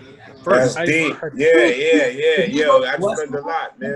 If you go to a restaurant, sometimes you'll hear people go, oh, I got a table of Canadians. And that's what they mean is like, I got a table full of black people. So it ended up being a thing. So, like, one dude told me about it, and I was like, oh, that's fucked up, whatever. But his brother lives in Nashville, so I thought it was just a down south thing. Right. Yeah. Someone worked in a restaurant in Cincinnati. I was like, oh, it made its way here. And a lot of people make jokes about Canadians, but I would be like, what? And they were like, and my friends would think it was hilarious. And then it became this running joke where, like, they'd be like, man, you can jump really high. Well, it's because I'm Canadian. Nah. Oh, my God. That, yo, I'm black. I did not know that, man. Yeah. That's insane. So when I started wrestling, I didn't know what my name or anything was going to be. But I was like, oh, I'm going to be from Canada. Plus, I had just read The Rock's book, and his dad was from Nova Scotia, Canada. Yeah. Canada, yeah. That must be where all Canada's black people are from. It's Nova Scotia. So I was like, yeah, I'm from Nova Scotia, Canada. That was like the one part that I was like, that I had. You know what I mean? So it was like. That's dope. That's dope, though. That's dope. I got to real wear dope. pink and black because that's the Canadian shit. And a lot of my favorite wrestlers were all Canadian. So I was like, fuck it. Like, let's do this. Yeah. It ended up being a whole big thing. And it was extra heel heat. Because everybody's like, oh, you fucking faggot. So that was where all that came from. So that would inspire you to wear the pink, okay. Yo, that's advertisement. That's smart advertisement. I like that. Yeah, you know what? I didn't know about that. That's smart advertisement, man. You gotta know your history if you're gonna do it. And I respect you for that, bro. I definitely respect you for that. Yeah. So I have another question. So because I've never wrestled a match in my life or been trained, for someone like you that has been in the ring with, like a Moxley or something, Good dream. Talk about a dream. And since you say you like to analyze, and I feel like you really need a lot of analysis if you're going to be a wrestler, what's your take on this, like the WWE style or like a Japan style or AEW style differences? It's all just, like I said, it's preference. It's like, I really consider wrestling like an art form. Mm-hmm. Like, definitely. A lot of times I'll hear like stand-up comedians talk about stand-up comedy and shit like that, and I'm like, dude, this is so fucking similar. It is extremely similar, the way you put stuff together and the way you do it, because even within like the indies, there's styles. Like the way they wrestle down south is completely different from like the ideas of the Midwest or the East Coast or even the West Coast. Like when I got out here, the first thing I noticed in the locker room was people playing out way more shit. I saw dudes in the locker room like, I'm gonna hit you 3 times and I want you to duck this and whatever. Whereas like in the Midwest, you might be like, yo, what's the finish? And if there's like a couple cool spots, you're like, oh, I might do this move and we'll go into it like this. And you're like, yeah. But other than that, it's like, okay, what's the cutoff? Is there like a comeback and a finish? That's it. And then everything else, you just fucking play. And while you're in the ring, you're coming up with shit. When you go down south, a lot of them dudes hardly even wrestle. It's all just brawling and then fucking like really good promos. Like they really care about promos. Whereas in the Midwest, we hardly ever practiced fucking promos. So who's your inspiration? Like who inspired you, or who was your, like it starts somewhere, man. A lot of people I liked. It's weird to say like inspired because like I never tried to be like anybody specific. Mm-hmm. Like if somebody said something that kind of rang a bell in my brain, I was like, cool. But a lot of my favorite wrestlers didn't look anything like me. So it's like, wow, yeah. One of the things I hated in wrestling, and this was like the most annoying shit, is dudes who tried to wrestle just like somebody, and it's like, nigga, you can't be Andre the Giant. You're 5'6". Quit trying to do all those fucking moves. You look. And Andre wasn't even all that good. That's real shit, man. Andre wasn't even all that good. But that's trying to be Rey Mysterio. I'm like, that ain't gonna work. Quit. You gotta figure out who the fuck you are. You know what I'm saying? Like that dude got over. And don't get me wrong. Chris Benoit made a fucking career out of being Dynamite Kid. But for the most part, you really can't go out and be somebody else and really hit like that. You gotta, I mean, when you first start, there's gonna be a level of it, but then you gotta kind of be like, all right, man, like you gotta figure you out. That's why I was saying, like, as I got more established, even being a babyface was fun. Because when I first started, I was in a tag team, and he was definitely the more popular dude because that was him. And then when we turned heel, oh, that was Jeff's time. I became the dude who was getting all the fucking heat in the group. It was like, it was fucking on. It was like, oh. And it was funny because at a certain point, I ended up being face again, and I thought it was going to be terrible, and I got over more. But I got over more because I didn't try to do babyface shit. I literally tried to not be a face. Like they were like, we're turning your face, and I was like, we'll see about that. And that's like Darius Carter. Big shout out to one of my favorite independent stars. His name is Darius Carter, and he's a smug motherfucker. So you and him would have got along perfectly, man. I ain't gonna lie. But you know what it was? Being a heel, I just directed, or being a face, I just directed all my heel shit to the heel. And didn't really fuck with the audience unless they fucked with me first. And I still would. Like, dude, that was Cleveland All-Pro was notorious for, like, being, I guess, kind of like a Philly crowd. Like, people don't get over like that in fucking Cleveland. Right. It's that kind of city. Like, the first time, I think Stryker took me up there.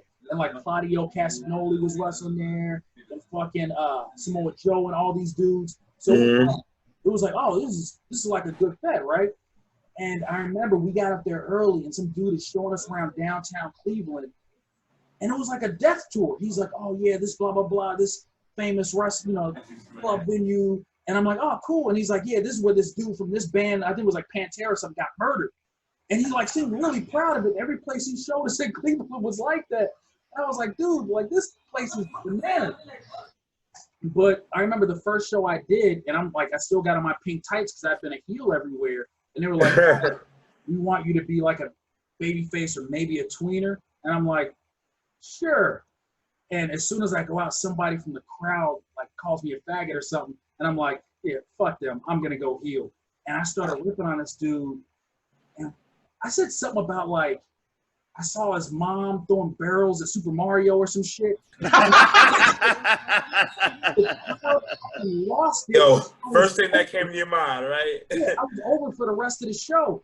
But it was like I was acting like a heel, but then I got over. So I was like, oh, that's when I first started to figure out, like, yo, you don't have to be like, yeah, to be a fan. Yeah. Right. You just have to know who you're being like I can be a dick to this guy as long as he's a bad guy. And if somebody in the crowd says something, I can be a dick back. As long as you're good at it, people like you. That's awesome. So I have a question, and this is my last question. If a promotion called you right now, would you pick up and go? Huh?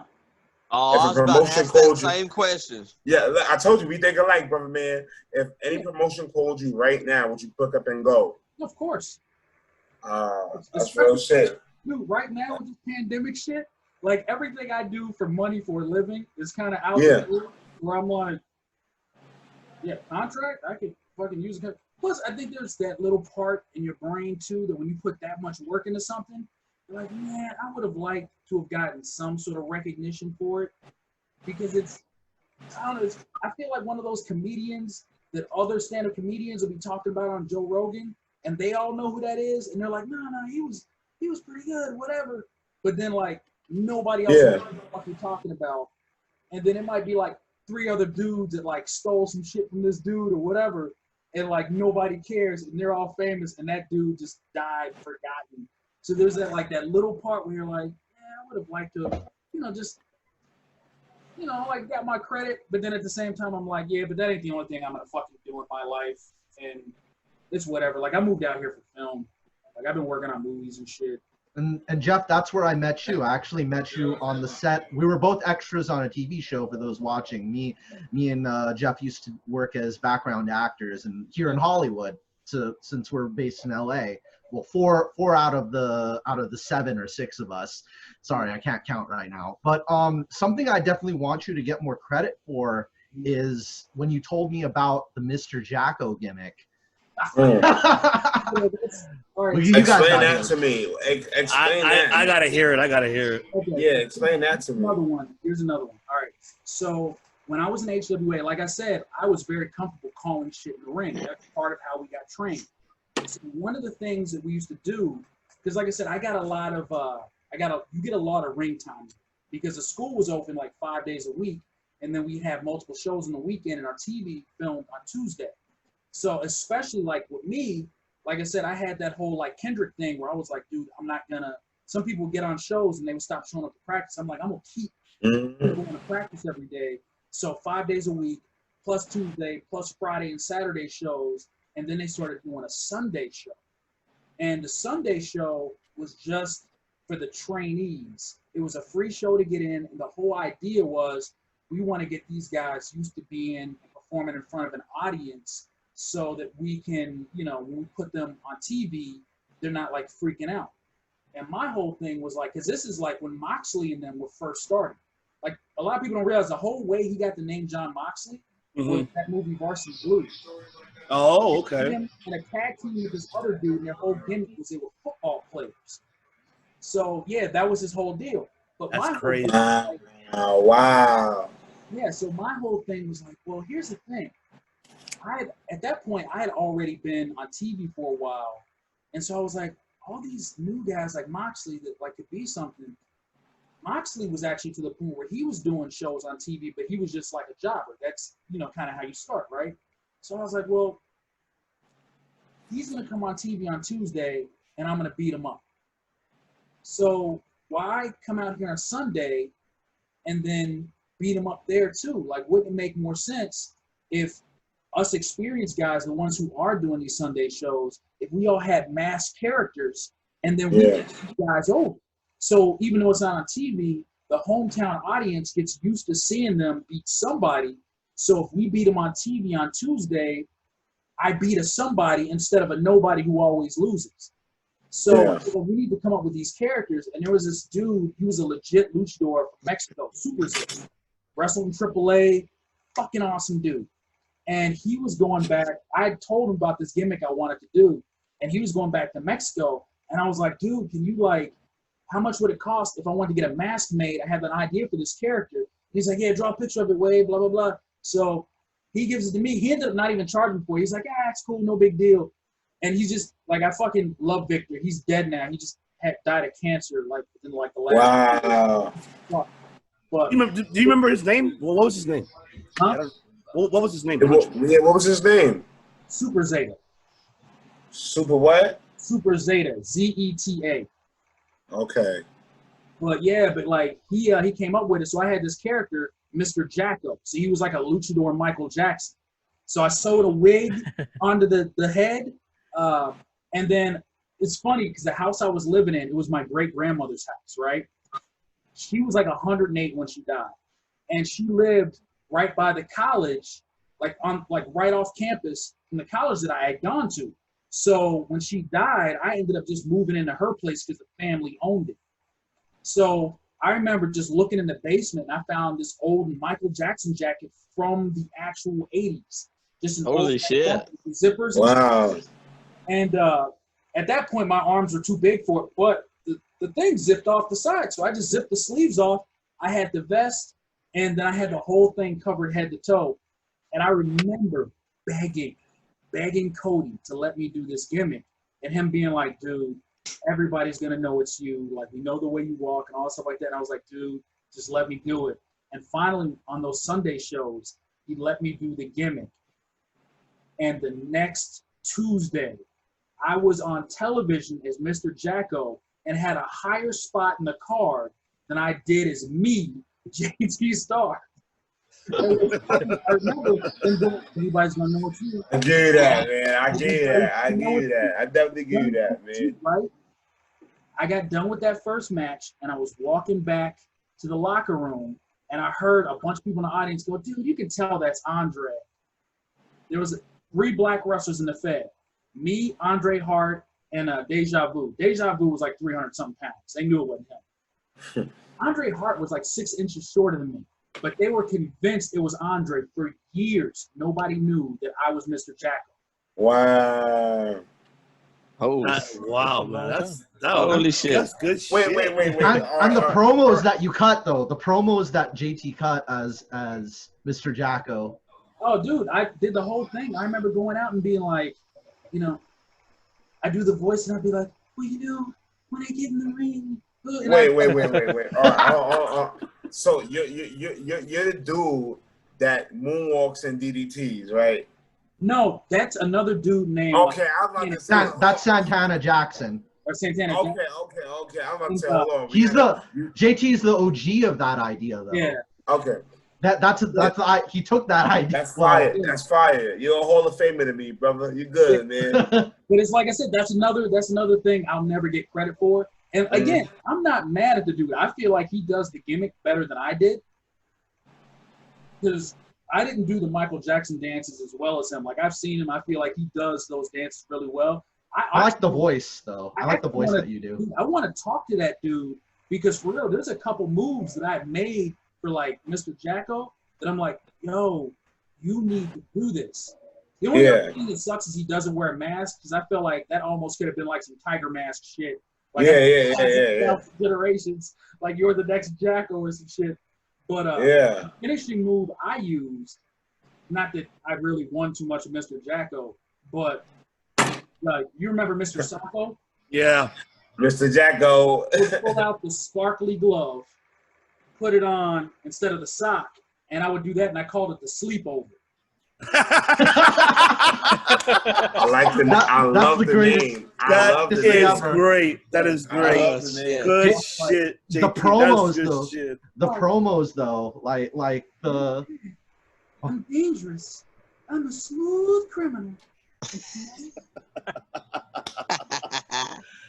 Bro, I would have loved to see that, man. I would have loved. I need to look for that. Is it on YouTube? Yeah, or no? That's what I was about to ask. Can we catch any of your matches on like a YouTube or something? We look it up. There's very little that I found because it's a weird thing. Like the stuff that they actually posted, I think they only ever posted one match of me as JT Star where I won, and then like most of the rest of it was like not necessarily the best matches, but the Mr. Jacko thing. I remember like one or two of them that actually got posted up, and they were both weirdly like I don't know, something about the music or something. So they dubbed over different music, but it was especially fucked up because like Mr. Jacko was coming to the ring instead of coming to I'm Bad, he was like coming to Little John. So it doesn't make any sense when you see this Michael Jackson. Yeah, Little John. Yeah. So it's like I never like show people that, but there's footage somewhere. Whoever has the rights to it. I found it. It's on YouTube, and I saw it's like Lil Jon-ish type music. It's not actually Lil Jon. It's like a Lil Jon rip-off song that they put on you. And you got the head. Send me the link, Dragon. I'll send it to you. Send me the link, man. I gotta see that shit, boy. Let me ask you this, JT. Let me ask you this. I mean, are you watching the product right now? Like, what do you think about the current state of pro wrestling and with AEW, WWE, and New Japan? What do you think about it? Sporadically, I just haven't been into it as much. A lot of it is just the writing, and then like for me especially, a lot of stuff I see like I used to drive my friends nuts who weren't wrestlers because we could be watching it and I could tell you exactly what the fuck was going to happen next. I'd be like, now he's going to do this move. Now he's going to do this. Okay, he's going to do this. This is going to happen. Like I could call people's matches watching it because you know what I mean? Like, and so it got not as fun. And then especially like WWE, the way they do their storylines, it became extremely predictable for me. So I'm like, oh yeah, this was going to happen next. And this is how they're setting this up. And they're going to set this up this way, and it's going to end with, and this person's going to win. Because a lot of it is just, like some of it is politics, and then some of it is just kind of like this arrogance of we can make you like this person or make you do this. There's like, I felt like a lot of missed opportunities. Like, I'm not even the hugest fan of CM Punk like that, but I remember. Yeah, me neither. He had like that long. Not nowadays. He had that long-running title reign, and then they took it away to put The Rock versus Cena in the main event, and then he wrestled The Undertaker, and I remember just being like, if you had just kept his title reign and put it up against The Undertaker's streak, that would have been the hugest match possible. Ever, yeah, touche. I agree. The Rock or Cena even had a belt when they were fighting. Nobody cared about it. We just wanted to see those two fight. So it was the most unnecessary title change humanly possible. And like just shit like that was like where I was just like, and I see a lot of that now where you'll see somebody and you're like, oh, they could do something with this guy, but then they'd rather do something with this other guy. And then I just get kind of. Well, and like, I got too. Like it's weird with them not having an audience. Yeah. Who's your dream match? I was just about to ask. Me? Yeah. Yo, we want to, yo, It's another good question. I got all y'all, man. Who's your dream match, man? It's weird. I never had a dream match. It was more like I have like a checklist of people that I wanted to wrestle. Okay. Just to see what it was like. But I was never like that dude who's like, okay, if I wrestle Hulk Hogan, my career is complete or whatever. If anything, I just had really dumb moments of shit that I wanted to do, and some of them I got to do, and some of them I never got to do. Yeah. One of them, I would have loved to have done this nationally. I did not get to do it on like, I did it at HWA, but I didn't get to do it on a major scale. This is, granted, before the Miz and Mizdow. I had one of the greatest finishes ever where I wrestled this dude. I wrestled Andre Hart, of all people, and I just put him over for most of the match because I knew the finish. I just got my ass beaten, would cut him off long enough for him to beat my ass some more and beat my ass some more. And then I did a Killer Bee switch with a man about 150 pounds heavier than me as my stunt double. And the ref and everybody's like, what what the fuck is that? And everybody's like, dude, you're not JT Star. And he had like matching trunks like mine and shit like that. Yeah. Mosey I was legit 200 even, and he was like probably 3-something, a very large dude. We Wow. looked nothing alike other than we were both black and we both had afros and we were married. Like that was it. And he came out and was my stunt double. And the crowd was just like, what the fuck is happening? And while the ref was distracted, I hit the dude from behind and fucking beat him. And it was stupid shit like that amused me to the point where it was worth everything. Yeah. I always wanted to, a lot of wrestlers include their real life parents in an angle. Right. I wanted to do an angle, like, because I wanted to get my little brother into wrestling. And I always wanted to do an angle where if I was mad at him and my mom came in the ring, I wanted to, like, knock him out and then put my mom in the figure 4. Squeak like boo at her for not giving me shit for Christmas or something like. You should have been a writer, man. You should have been a writer, bro. You should have been a writer. Dude, you should have been a writer. Putting my own mother in the figure 4 in the middle of the ring and just yelling, woo, woo, and attacking my little. That's dope, bro. That's dope. How bad I used to fantasize about doing dumb shit like that. Like most of my ideas, when I would tell people, they would be like, dude, it's fucking dumb. But if they ever got done, like I talked somebody else into doing it or it happened, it was always the most over thing on the show. Like I did that multiple times. Like I was telling him not to put this dude like under the bus, but it drove me nuts. There was an angle I had with this guy who never really got that over. And he had like left and come back multiple times. And I remember they wanted to do an angle with me and him because I could get heat. They were like, okay, this will get heat. And the idea was like, I was going to win the TV title again. And then he was going to chase me for it.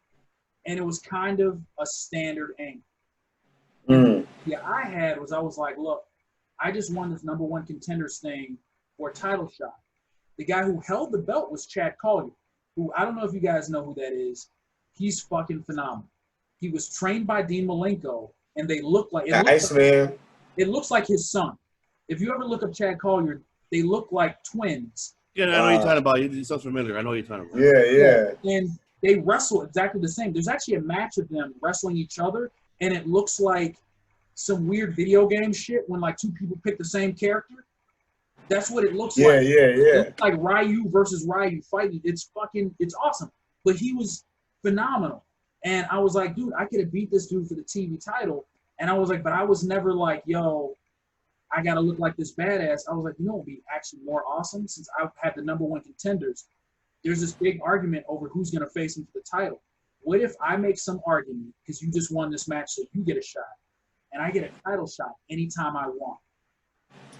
You go out, you wrestle this dude, you have like a long half-hour knockdown, drag-out match, and you win clean. You're playing your music, you're crying, you're holding up the belt, you finally won a title for the first time, and then I just slide in the ring, hit you from behind, hit my finisher, pin you 1, 2, 3, and everybody's going to be confused, and I'm going to grab the microphone and be like, hey, my contract says I get a title shot whenever the fuck I want. I chose now.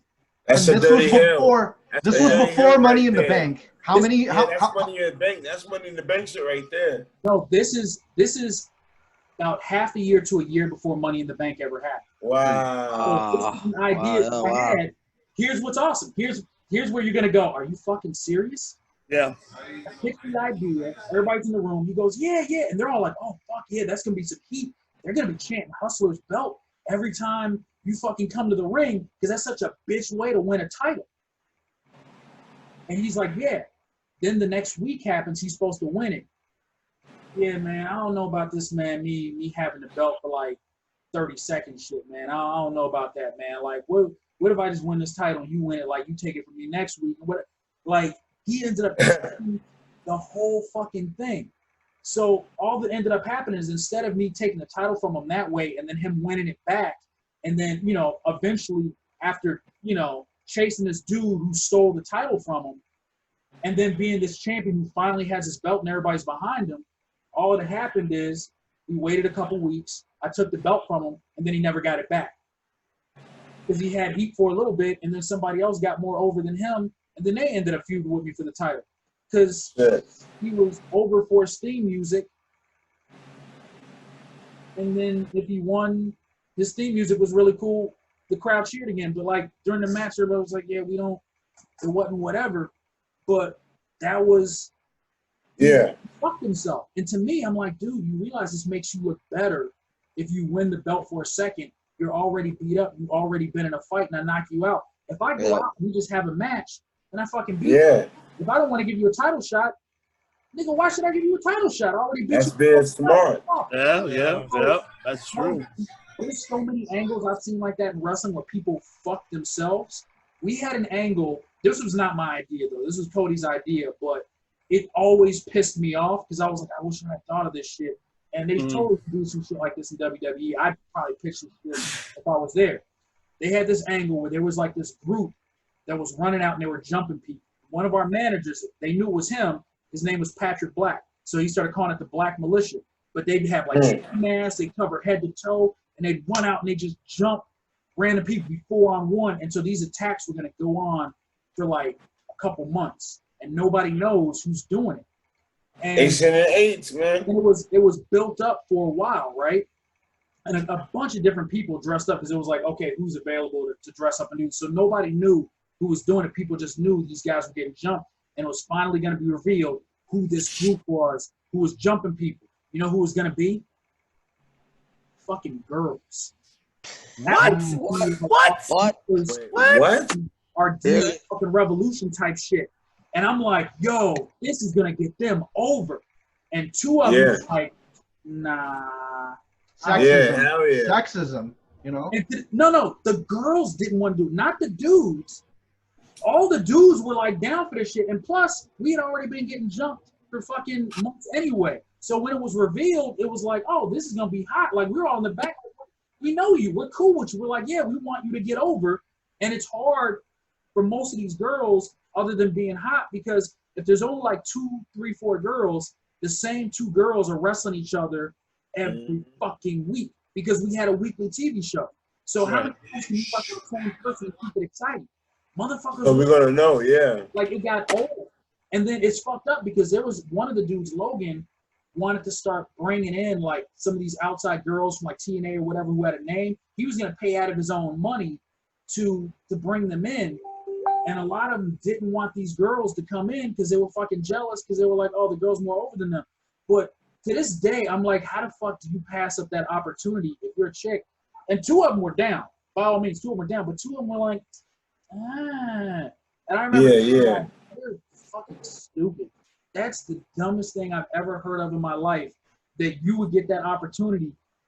Like, that's so cool. It's the coolest thing ever. Beating up grown-ass men. Like, that's, you want to be taken seriously, and you're like, nah, I don't want to do that.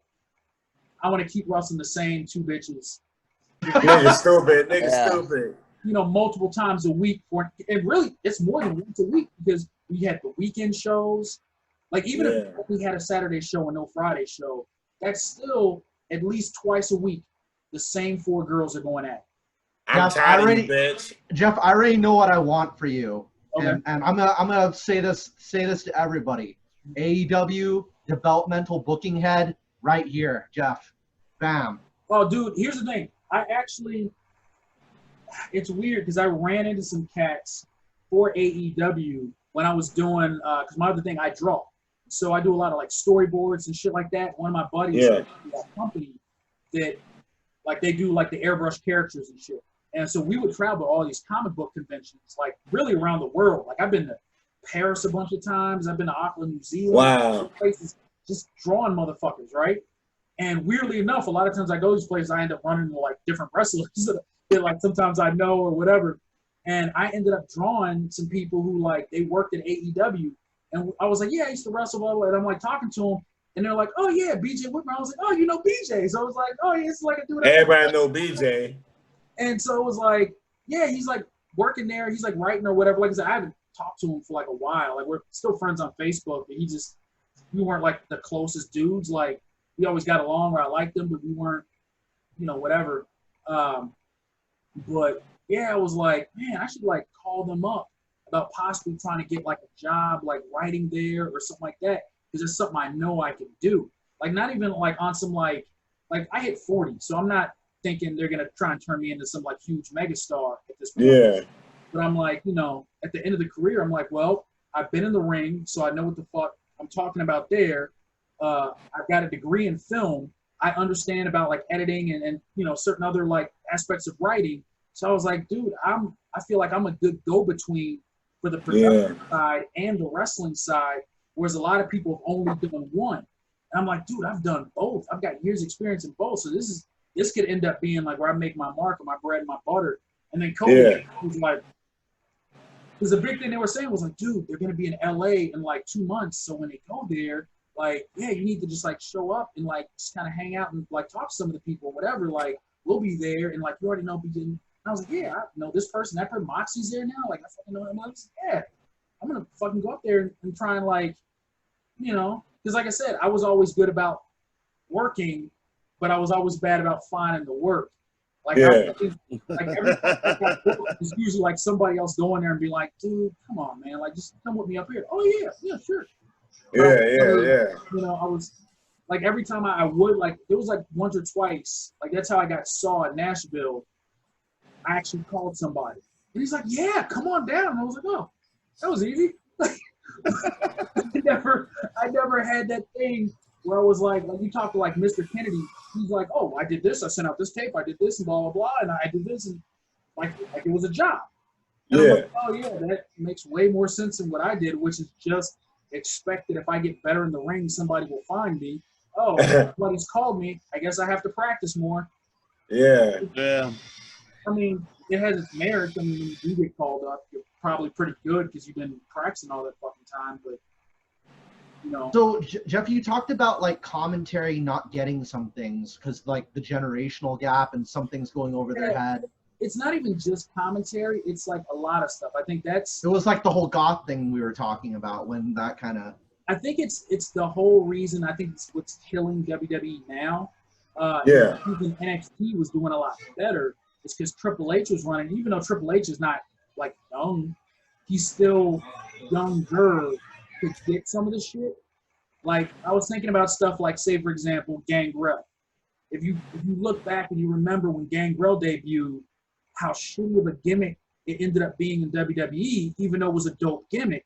Because he came out, he had the super awesome entrance, and goth shit was big back then. But then once he started walking to the ring, you could tell these older dudes don't get it. So like JR's like, yeah, he thinks he's a vampire or something. And then even later on, he's like, yeah, he lives the gothic lifestyle. You could tell he's like, I don't know what the fuck goth means. I don't. Yeah. So the whole thing didn't go because sometimes you can have a whole ass gimmick, and it could be a great idea, but if the people running it don't understand your gimmick, I can explain it to you, and then even if you like it, you can go, okay, cool, and then you translate it to something else completely that doesn't get over, and you're like, well, I guess it wasn't a good idea. And it's like, no, man, you did it all wrong. It's that's a fact. It's like a finish in the ring.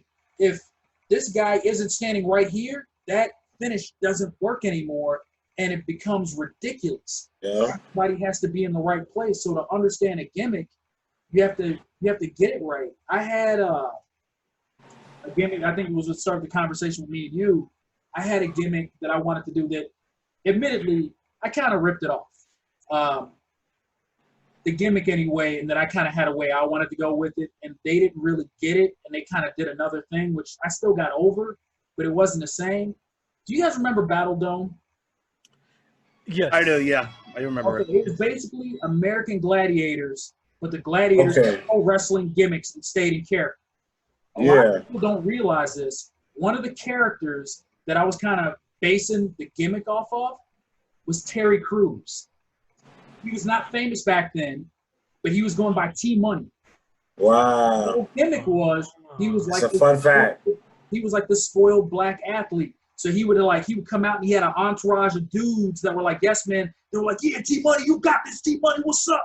And then he'd go out there to compete, and he'd take off his gold chains and hand it to one dude. Yeah. Take off his rings and hand him like the other dudes take. one dude would have his jacket, and he'd be like, yeah, and then he'd get in the ring or the thing, and he would go compete. And like, if you won, he'd talk that shit or whatever. But like, that's what it was. That's really what MVP should have been. If you really want to keep it real, that should have been MVP shit. I don't know how anybody thought of that when MVP came out. It made perfect sense of what he was doing. But yeah, I had a gimmick that was similar to that, and it kind of just, when it wasn't going right, I kind of just turned it into Tracy Jordan from 30 Rock. The OG. I just got weirder with it. My promos just got like more ridiculous, and then I just started saying dumber shit. But let me ask you this, JT. So what's next? Let's say, obviously, you could be a hell of a creative head writer. WWE, NXT, or AEW. You're great in the ring. You're great in the ring too. Oh, you understand the psychology in and out of it. You know how everything fucking works. But do you want to come back and do it again?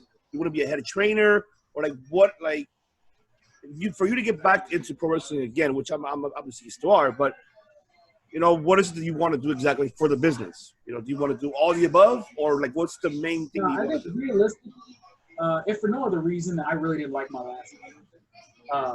I mean, it was over with the crowd, but like the dude I was wrestling, I was just kind of like, and I was like real tired and jet lagged, and I just kind of was like, I felt like I was going through the motions. I wouldn't mind maybe having like a last run, like even if I just did like a year straight of just whatever, where my main concern would just be people I can have really good matches with. I wouldn't necessarily be like, yo, man, I want to come in and like, titles are, it's a fucking work. I've had most places I've ever wrestled, they've thrown belts on me, which is a compliment. So I like that part because it's like saying like there's basically two reasons you get a belt. You need a belt to be taken seriously, or you make the belt serious. And for the very beginning of my career, it was the first, and then later on, it was the latter. People were throwing belts on me because they were like, "Oh man, like last dude was not over or whatever." So I definitely feel like that part's cool, but really like I just like the idea of going there to get the respect so that people know like, oh no, this dude was like legit. They know who you are. But two, also so I can work my way into writing and not go like, hey, this or this. People aren't like, who the fuck is this dude telling me something? They're like, no, he was pretty good. Because if I'm not Arn Anderson, but if he is a road agent that's telling you something, or Steamboat, or any of those dudes, you at least knew that they were wrestlers. If whoever, they're. But if just some random writer's like, I think this is a good storyline, and they were just some dude from a fucking, I don't know, soap opera or something. You're like, from pretty much from Hollywood, pretty much. No, you're right. Yeah, you're right. Yeah. So I would want to do that for that reason, but dude, just for I'm still in good enough shape, and obviously I've been trying to get in better shape again now. I would still like to just see what I could do. You know what I mean? I would love to see you back in the ring, and I would be there. I'm a fan. Oh, no I'm doubt. Definitely a fan. We all fans, man. Yeah. I mean, I seen your matches already. I'm like, man, I'm speechless. Like you could tell that exactly, how the story, how you putting the story in the ring, besides outside of the ring. Like how you explained the Great Muta when we were talking, like you said, like Great Muta, if he was a film director in the ring in one way or another. No, if Muta was a film director, he'd be like Christopher Nolan. Oh yeah, that's shit. You're right about that. You're absolutely right.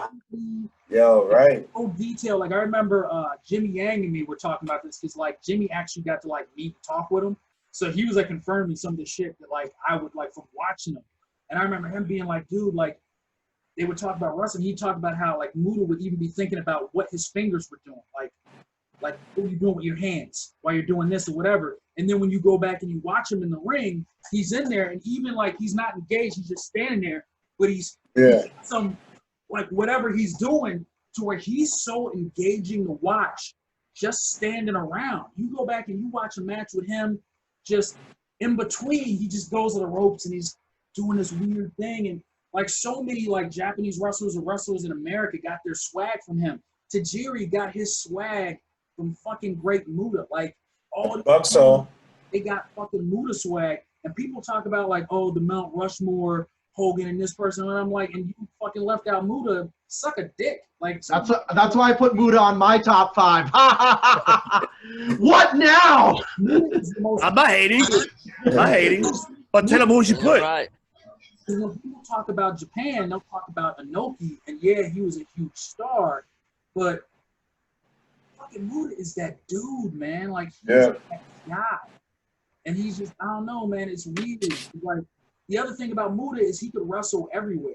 Like, a lot of those dudes, like Inoki, as huge as he is in Japan, and he wrestled the American dudes, but he mostly wrestled in Japan in the Japanese style. Muta wrestles in Japan in the Japanese style. Muta comes to America, he can wrestle in WWE and adapt to that style. No fucking problem. Right. Go. Well, that's what he did in WCW. If you saw that, that's what he did.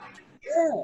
That dude is just, in my opinion, one of the best. But there's also a thing of like, who's a bigger star versus like your actual wrestling ability. Hulk Hogan's star power versus his wrestling ability. But Nigga, Hogan couldn't wrestle for nothing in the world. Sucks. Like somebody like me, I'm like, well, you pushed him to get him over. Like, how much of us? To me, I measure like, how much of a star are you if you're not winning all the time? And that's the thing. A lot of people, when I agree. I'm like, if you got to win every match to be over, are you that over? Loses every week in the crowd. You ain't never lied. You ain't never lied. And too many people who book these shows don't think about that shit. This guy's not winning because he's over. He's winning because we're trying to get him over. Like, over here, like, certain wrestlers, and I'll give him props. I think, excuse me, fellas. Yo, my shit is about to die. I'm sorry. I don't mean to interrupt y'all. My shit is definitely about to die. We'll say goodbye to. Yes. Yo, let's say our goodbyes to Dirty Heels. Yeah, I appreciate y'all for having me on my show. Yo, my man Jay, love is love to you, brother. You feel me? Can't wait to see you doing something, man. We gonna get you in for the TNT Championship one day, all right? Yeah, I'll vote for that. Yes. I'll vote for that. Right now, we're gonna start it on. We're gonna start it on Twitter. We're gonna start that shit on Twitter tonight. Do that. But, good meeting you too, man. Good meeting you. East Coast and West Coast, we're hyping you up. East Coast and West Coast, all over the USA. Brother Bub, thank you very much for joining the show. Too sweet. I love y'all. Until next time, y'all fellas, y'all keep rocking. You know I'm gonna be watching, man. All right, brother. Holla at me, man. Take care. Peace, yo. Thank you. Like you were saying, like when you're how good you are when you're not winning all the time. Yeah. You know. No, that's one of my big factors when I look at like certain cats for like their gimmicks. Because I give ultimate props to Rusev and Big E because I feel like they had the worst gimmicks coming in because their gimmick was they were an unstoppable beast. So what happens when you get stopped? Because it's going to fucking happen. Like all those dudes where like your whole gimmick revolves around like I'm this badass with an undefeated streak. Yeah. All that happens is you do that all the way up to the heavyweight champion and then he beats you. And then you go down and you run that shit again with the Intercontinental, and then he beats you. And then that's it. And then you're done unless you can like pull a Kozlov and be funny enough that you now have a comedy gimmick or whatever. But all those dudes who had that shit, it's like it shortens your shelf life. And I've seen that happen to so many dudes. I'm like, dude, you're actually better off to be fucking Enzo or some stupid shit where your whole gimmick is that you're just a dumb asshole that gets beat up. Because eventually people want to see you win, and you get to go the other way. You have a losing streak that turns into something.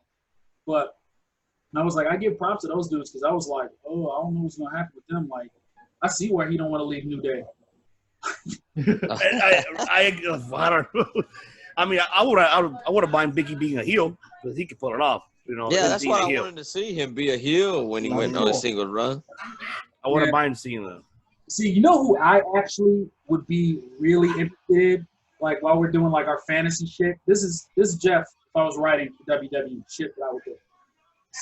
One of the big things I think where they fuck up, they've taken the power away from pay-per-views. That used to be a big thing, is those gimmicks. Because if you look at what are the biggest ones, WrestleMania is a Super Bowl. It's a gimmick in itself. Right. Royal Rumble, you win the Royal Rumble, you main event WrestleMania. Mm-hmm. That's a consequence that gets people into that fucking match. Most Money in the Bank, you're probably going to become heavyweight champion off of it. So that's kind of, that's something. The rest of them, there's no fucking consequence. King of the Ring is a match that means you are a mid-carder and we might try you out at the main event. But it really, storyline-wise, means absolutely nothing. I would, in 2 fell swoops, I would make it extremely important, and I would get Xavier Woods over as a singles wrestler in a way that would be fucking awesome. Here's what the fuck. Oh, for sure. He's talented too, just like Big E, man. But I'm ready to see them both. I want to see them both as heels. Yeah, well, here's what I would do. He doesn't even have to heel. I would just let him know. But here's what I would do. I would have him King of the Ring tournament like normal, but I would have him take it more serious than everybody else. Every time he cuts a promo, like he talks about it like it's the most important thing in his life. Everybody else, it's like, yeah, it's bragging rights, right? You're King of the Ring. But what normally happens? The guy wears a crown. He talks shit about how he's the king or whatever. It means nothing really other than you're going to get more screen time. Yeah. I would have, and even if you don't want to put him over by having him beat certain dudes, just have their little individual feuds, take them out of the tournament, cost them victories. I would have him every single match win it like it's like his life is on the line, right? Just take it super serious. Even if it's kind of weird to the audience, they're just kind of like, yeah, what's happening, right? But he would have these crazy, like, it would be like WrestleMania matches where he's kicking out of finishers and he's like almost dead and shit like that. And everybody's just like, why is this so fucking important, Xavier Woods? And in the end, he would win. He wins the whole thing. He's King of the Ring. I would have him crying and shit. Like, I would have him lose it. And then I would have him come out the next week on, like, what is it, the Miz's show or one of those guys, like some heel show. Maybe that's one of the guys he beat in the tournament or something, right? Here's what I would do. Because they always have, like, a group of people following him, like they're the fucking leader, and you're like, why are they following him now or whatever? Mm-hmm. Have him go out and even make it out like that dude maybe is going to, like, beat him up on the show or something. And then he starts explaining why the belt's so important. And he's like, no, look. And the reason I would pick Xavier Woods is because they know he's a legitimate PhD. He's smart. It has to be somebody super smart who does this. And be like, look, you guys don't get it. Nobody ever reads a contract. Nobody reads a fine print. All the first dudes who won this had guys like Heenan or Heyman or whatever reading the contract for him. And that guy did what he did, but he kept it low-key because he didn't want everybody to try as hard as I did. He didn't want, anybody else to take it. You realize there's power that comes with King of the Ring, right? You're the actual king. Yeah. It's not just your own locker room and grapes and shit. Nigga, I can make a stipulation to one match per show. Every show, I can make a stipulation. I'm guaranteed 4 title shots to any belt I choose. Ooh, there you go. You can just make up a number of different rules that come with King of the Ring, so he becomes a spoiler to whoever's the commissioner. Like, whoever's the commissioner of that show, he can just walk out and be like, oh, well, this is also no holds barred match. Oh, this is now 2 out of 3 falls. Like, he can just do that to any WWE show. And you could build more feuds off of that, too, because, like, hey, you messed with my match, I want revenge, know. Kind of. And it gives people a reason to follow him, because if he's guaranteed to make 4 title shots, well, if he already has a belt, you can just give that title shot to you, can't you? So if he gets in a position to have a match, you have a vested interest in making sure he wins so he can make some shit for you. Or he can add stipulations to your match to make you win or whatever. There's a reason dude is kicking his ass now. And like I said, if you have a heel general manager or a face general manager, he can be the spoiler that comes in and fucks up their plans. Everybody has to be nice to this. You are the hell of a fucking creative writer, bro. Oh, wait. We haven't even started yet. Hold on. I just want to say this. If we see this shit on AEW, WWE, they heard it here. Jeff, heard it here. We need to tell you what Jeff had in mind for Nyla Rose. That was probably the most powerful thing. Before we move on, this kind of reminds me of 2002 when Lesnar won King of the Ring, and the stipulation for that was that he or whoever won was going to get the title shot at SummerSlam, right? And it ended up being The Rock.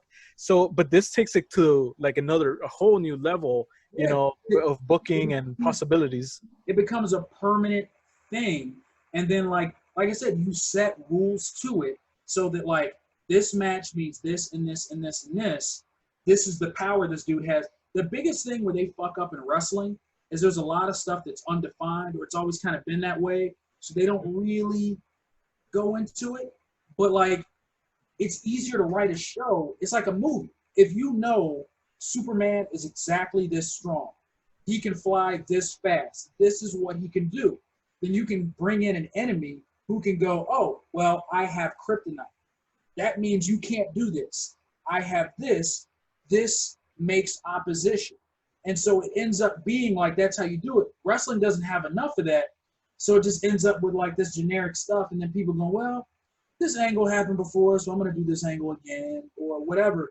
But when you set up the rules to that world, it becomes a thing where you can manipulate it. You can set up struggle because you know, okay, this guy can only do this. Like one of the other things I would do, I would completely change the brand split. They've tried to do it twice, and they always ruin it because they do the exact same thing. Yeah. I would have the brand split. There wouldn't be, well, we're the Raw Tag Team Champions. We're the SmackDown. No, nigga, there's Tag Team Champions. That's right. That's right. There should only be one set of Tag Team Champions, and then for the male side, and then have the women's Tag Team Champions defend. Here's what I would do. There would just be, these are the belts. You were the tag champs. You were the heavyweight. You were the U.S. You were the whatever. And when you do the split, then we recruit both shows. Both general managers are recruiting which champions they want on their show, right? Just like the first draft, right? Then you have the Raw pay-per-view. Then you have the joint pay-per-view. And the joint pay-per-view is the only chance you have to take a belt from the other show onto yours. The general managers are supposed to be competing, but it seems like they're just running the same fucking show. Wouldn't it make more sense if you're like, okay, I'm trying to have better ratings than this guy's show, so I'm trying to get these stars, I'm trying to have all the titles, I'm trying to have a better fucking show. So that's how you do it. You separate. And like I said, there's entire angles that could run out of the fact that, like, dude, we're a tag team, we're on the show. The tag team titles are on the other fucking show. Our contracts are up soon. Maybe we should sign the other show. No. Stay. We have an opportunity to take the belts on this show, whatever, but we haven't taken them yet. Well, why don't you give us a title shot? Well, the number one contenders are the Usos. For whatever reason, the Usos have never beat whoever the tag team champions are, on the other fucking show, right? They just have their number. And you're like, well, we've beaten them every time, so just give us a title shot. We'll fucking take the belts on at this show, or fuck off because we're gonna sign with fucking Raw. And it could end up being a whole thing. The Usos could be the fucking baby faces. But like, eventually, like, if they keep losing, it's like, dude, we gotta wait 3 more months before we get the tag titles on this show. The whole locker room might turn on. We're faces, but if you guys would stop being so selfish and just let fucking, whoever, you know what I mean, go. I'm trying to think of fucking other tag teams on the fucking show now. I'm like the fucking Viking Raiders go and fucking beat the fucking Street Profits. Then we have the belts on the show. You guys are being selfish. No, dude, we won. We're number one contenders. We beat the fucking Viking Raiders. Yeah, but they always beat the Street Profits, and you always lose to them. So just fucking let them go. And you can turn a whole team heel that way because the entire locker room is like, fuck you, dude. You guys keep losing. It's like they cheated. So these motherfuckers cheat too. They'll out-cheat them. Fuck off. You could run entire angles that revolve around that, and that would be fun in itself. But just the fact that the 2 shows would be different, and then they could just kind of tweak it. If they go, man, we think the crowd who watches Raw likes the women's shit more, so maybe we should like run an angle where we move the women's titles over here, and then we'll just ship the cruiserweight titles over the other show or whatever. But that shit they never fucking do. They just run the same fucking show, and then they wonder why they keep getting the same results. That's why their viewership is always so low, and they always try to like change the concept over there, and then adding with the Raw Underground and adding Retribution, all that bullshit. It's just the viewership is gonna go down regardless because they're doing the same, how you said it, the same fucking concept on both shows. Can be different. That's why AEW right now, with their concept is, they're trying to, make it different and not to be the same shit every week. Yeah. So I have to give kudos to them. And even with New Japan as well. New Japan, you see what New Japan is doing now. They're giving the fans now a vote for the Kings of Pro Wrestling. So, basically different stipulations matches that they have. And that's actually fun. For the first time now, the fans are going to actually vote on it on Twitter. And, you're going to see matches like weird matches. You're going to see like what Yano, he's like, let's say if he, for example, if his vote wins, he can only win against the opponent, which is Bushi, 2-count pinfall, like shit like that. Like different concepts gives more viewership and more intriguing for the fans. Like, what the fuck is this? See, I think the most difficult thing AEW is going to run into is like they're trying to be different, but like they have to just come up with completely new concepts, whereas WWE has an entire library between them and WCW. Right. They could be like, hey, how come nobody's doing this anymore? Let's bring back War Games. Mm-hmm. And for them to do that AEW, anytime they bring back some old shit, people are going to go, oh, fucking took that from them. And so, like, when you're trying to be the alternative, it's a little bit more difficult to kind of pull that off, which is the other reason why it's like I'm a lot harder on WWE, just because I'm like, dude, it's already sitting in front of you, and you got the fucking money. Exactly. I'm with you on that 100%. So like, they have it, too. I can't figure out why they don't bring back the territories. I mean, shit. In the territory days, obviously they're not as known right now. Like, obviously the indie scene right now is not as known.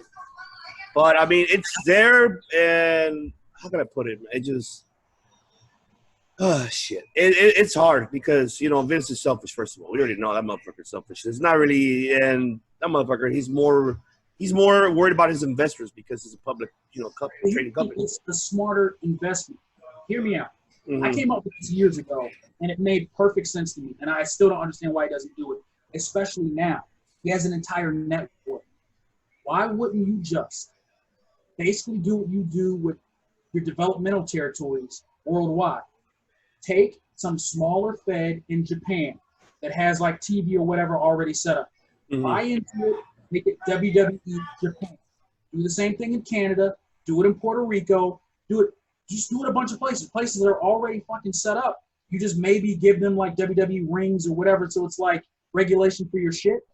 You set up their TV, you run it on the WWE network, and then when you have these developmental guys, instead of leaving them in NXT for like 8 years, you give them a basic training in NXT, and then you send them to fucking Puerto Rico, and you go, you're going to do Puerto Rico for like 5-6 months. You'll run angles, you'll work their TV, then you go to fucking Japan, and you'll fucking be there for 6 months. And there's like a 2-year loop of you getting experience worldwide, wrestling with those fucking guys, and then you come to NXT, and we go, now we're going to work on the WWE, getting your fucking gimmick ready, getting all that shit set so you can fucking debut on our television.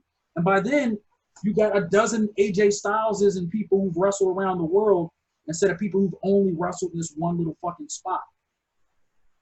I agree with that. I can agree with that. And I think I'm not saying that that's their idea, because I know Hunter's idea is more he wants to have how he has UK, NXT UK. He wants to have NXT Mexico, Japan. He wants to have those major territories. But the way you're putting it is, taking a certain individual, having him going to each of those territories to build his character, and then bring him back to the States for him to be, okay, now you did all this. You know how the crowd works. You know how the environment works in these territories. Now you're in the States. Now you're more experienced. So I definitely agree with that. I'm with you on that. What I'm hearing, because I've barely been hearing about that, it sounds pretty similar to what I'm saying, except instead of calling it NXT Japan or Mexico, it would just be WWE because it's all WWE. Anyhow, It's basically what it would be, because like I said, you could run all their shows on your network, so now you have more content. You let their shows be their style. So like let the Japanese shit be the Japanese style. You book Japanese wrestlers, and then you just send the handful of American dudes there to like work with them the way they fucking work. And if one of those dudes ends up being kind of extraordinary or really picking up and working well with these guys, that's the guy you fucking bring in and move to NXT instead of just like Because so far, a lot of the Japanese dudes they brought in have not worked out. No. Because it's No. a lot of difference, you know, and then like the language and everything else. But you already know, like, oh, this guy, like Shinsuke had already worked with like half of these dudes already, so you already kind of knew. But Yeah. it seems like a no-brainer. But the problem is with that is just that it's obviously they're this goes based on their language, you know, their English language, and that's the problem. That's why I feel he demeaned Nakamura for that, because his English is not that great.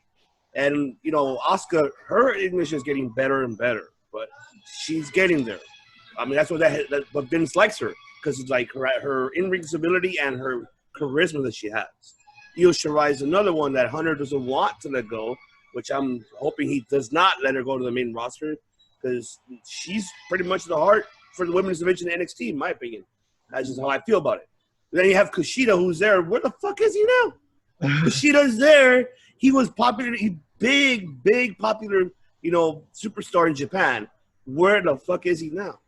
Like, really? It's because he goes based upon their language, and he doesn't get the concept of, like, the character that, you know, they're throwing. It's partly language, and then it's partly, like, because WWE, there's certain shit they don't fuck with anymore. Like, they don't really want to fuck with managers anymore. Like, having somebody be a mouthpiece, which I feel like they should. I think that's a lost art. I'm a big fan of, like, especially when you got a lot of these dudes who are, like, people who are, like, really good mouthpieces, suck in the ring. Yep. And you could just, like, be a manager, something, because... I mean, it's kind of like how AEW. You see how AEW is bringing it back. They're bringing back the manager roles. They're doing it, you know, and I like it. It's not a bad concept. I gotta say, Jeff, especially with like AEW, the booking idea you had for Nyla Rose is probably like the most like captivating thing I've heard in a while, though. So like the way you went about that and the nuances that you went about that when we talked, like. Well, the idea I had for her, I don't know if you told you whatever. What I was saying was like the biggest stuff that gets the most popular in wrestling. It's usually when you take off of. It's like hot takes. It's like what's going on for real in real life. You know what I mean? Like the pipe bomb, you know. Well, the pipe bomb, but like even back in the day, it was like the Iron Sheik because we were at war with Iran and Russia, and so. Nikolai Volkov and Iron Sheik were a big fucking deal. Or topical, yeah. Yeah, so this is a thing, right? Right now, like the whole like transgender arguments and like transgender in sports is a big deal, and it feels like they're trying to avoid it so that they don't come off like, you know, it's almost like the opposite. Back in the day, you have like gay characters that were all like, "Ooh, I'm fruity," and now it's like. You got people that like legit are like coming out and you know it, and then they're like, all right, just don't talk about it. It's not a thing. I'm like, no, fucking address it. Just address it intelligently. I don't think you have to dumb stuff down for audiences as much as people think.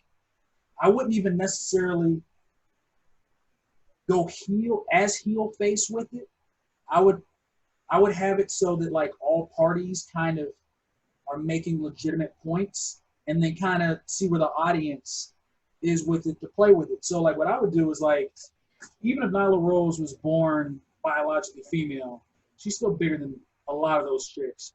Like she would run through them. She should just be demolishing bitches left and right. Like she should just be steamrolling people, and she should steamroll her way to a title shot. And a female heel champion should go, no. What? Well, this is the women's championship, and you're not a woman, and I'm not going to fucking defend this belt. So, and it should just be that simple. And they're like, wait, what? No, you can't do that. Yeah, I can, and I'll fucking sue you, AEW. You motherfuckers can try to be fucking, you know, social justice warriors and this and that and the other, and just have her fucking go in to every argument that has to do with fucking transgender or whatever, which she's a heel.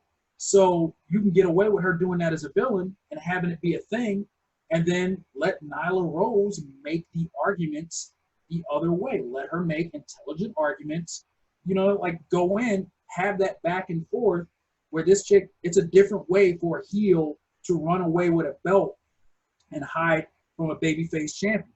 And like I said, you can bring in other people. You can bring in Sonny Kiss, who's also, I mean, unless I find out otherwise, he seems obviously gay, right? I mean, am I? Yeah, LGBT. I know they do the what it's called in Mexico, but it's like they have the whole fucking thing. You can have Exotico. Yeah, Exotica, that's what it is. You can have her try to like recruit him and then have him agree with the heel.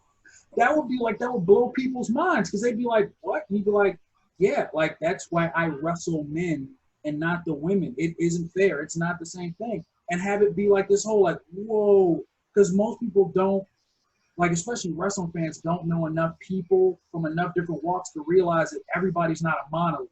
Every black person doesn't feel this way about these black issues. Every gay person doesn't feel this way. So you can start a whole ass feud between those two over the shit. And I'm pretty sure they're not the only two like LGBTQ wrestlers in AEW. So other people could kind of, chime in on it, and it could be like a whole other thing. And then there ends up being like seemingly real heat and real emotion behind the shit that they're talking about, where people are really gonna be like, you know what I mean? Because those are the best promos when somebody's talking about, and this is all right. R-Truth probably cut, not probably, the best promo of his career in TNA when he cut that promo on Steamboat about how like he wanted his shot at the heavyweight title, and he was talking about the only thing he's ever had a shot where he was like, you should hit it. You were Intercontinental Champion, and we know what that was.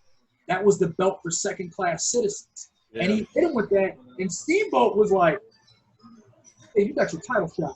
That was, I remember, like, no, because it was some real shit, because he hit him with it like, yeah, how come you never got a shot at the heavyweight title? Because you're not fucking white. And he fucking hit him with that shit, and he went, and it was like, in real life, you'd be thinking like, that shit is true. It is true, yeah. I was better than Kurt. I beat Macho Man around. Why the fuck did I never get that shot? So you start feeling it, and like as a viewer watching it, you start you're digging in deep. As long as you're not disrespectful to people, I feel like it's totally a thing that can be done. And like I'm pretty sure if you're talking about LGBTQ shit and you have some legit LGBTQ wrestlers, they have some thoughts. I mean, by all means, I would like want to sit down with Nyla Rose, with Sonny Kiss, and with whoever to discuss some of the, the shit. I wouldn't just be like, this is the storyline you're doing. Fucking go out there and do what I say. But yeah, I'd be like, yo, like, what about this move? Like, how do you guys feel about it? Because that would be some like actual acting. Like, that's some shit to fuck around and have you in a fucking movie when your wrestling career is over. Especially with this, especially what's going on around the world. Imagine doing that shit. Fuck. Yeah. It would definitely pull the fuck up. It kind of reminds me of X-Men, where the mutants are being kind of looked at as evil or whatever by the humans, and it went well in the comics and it translated well to the movies. So you had the mutants that were angry about it and went about it a certain way, and the mutants that were more understanding. So I feel like something like this could kind of work in a similar way. But yeah, I mean, it's definitely something that AEW should have capitalized on, or maybe not capitalized, but kind of looked into a little bit more in a different way. I feel. Like I think wrestling is an art form. It's just like a medium for telling a story. Mm-hmm. But just like comic books or fucking regular, it's still TV. But out of all this shit, it's just a medium for fucking telling a story, and you can do some real live shit if you're willing to do it and just do it smart. It's kind of like a deep action movie. A lot of people be like, nah, you got to dumb it down because the audience don't get it. But I'm like, yo, as long as some shit blow up, they're going to be with it. So as long as the matches are dope, people who don't get the storyline are going to be like, yo, that match was dope. And then people who do get into the storyline are going to give a fuck about the action way more because they see what's built up into it, and they're gonna see that real emotion. Because the thing about it, she gets up and she starts talking about some real shit. She's gonna start talking about some shit. There has to be some real shit that happened to her too. So you know what I mean? She's gonna start going in, and people you can't not feel that shit. Even if I haven't really seen her like cut promos like that, but she's bad at promos. She's horrible. I'm sorry, but she's horrible. She's better than Mike. Yeah, I guarantee you that promo is gonna be a fucking badass promo. Every promo she's ever cut has been shitty. If you're doing like, oh, I want you to talk about this and this and this in your personal life, that shit is gonna get real quick, and people are gonna be like, oh. See, I'd rather have you, Jeff, take over the women's division instead of Kenny Omega. Fuck. There you go. Kenny Omega fucking shit up, man. I'd rather have you take care of that. I would say, well, I haven't watched as much, but you know what the problem probably is? Abyss said this shit on a road trip, and I found it to be fucking true. Top guys are usually the worst bookers. That's very true.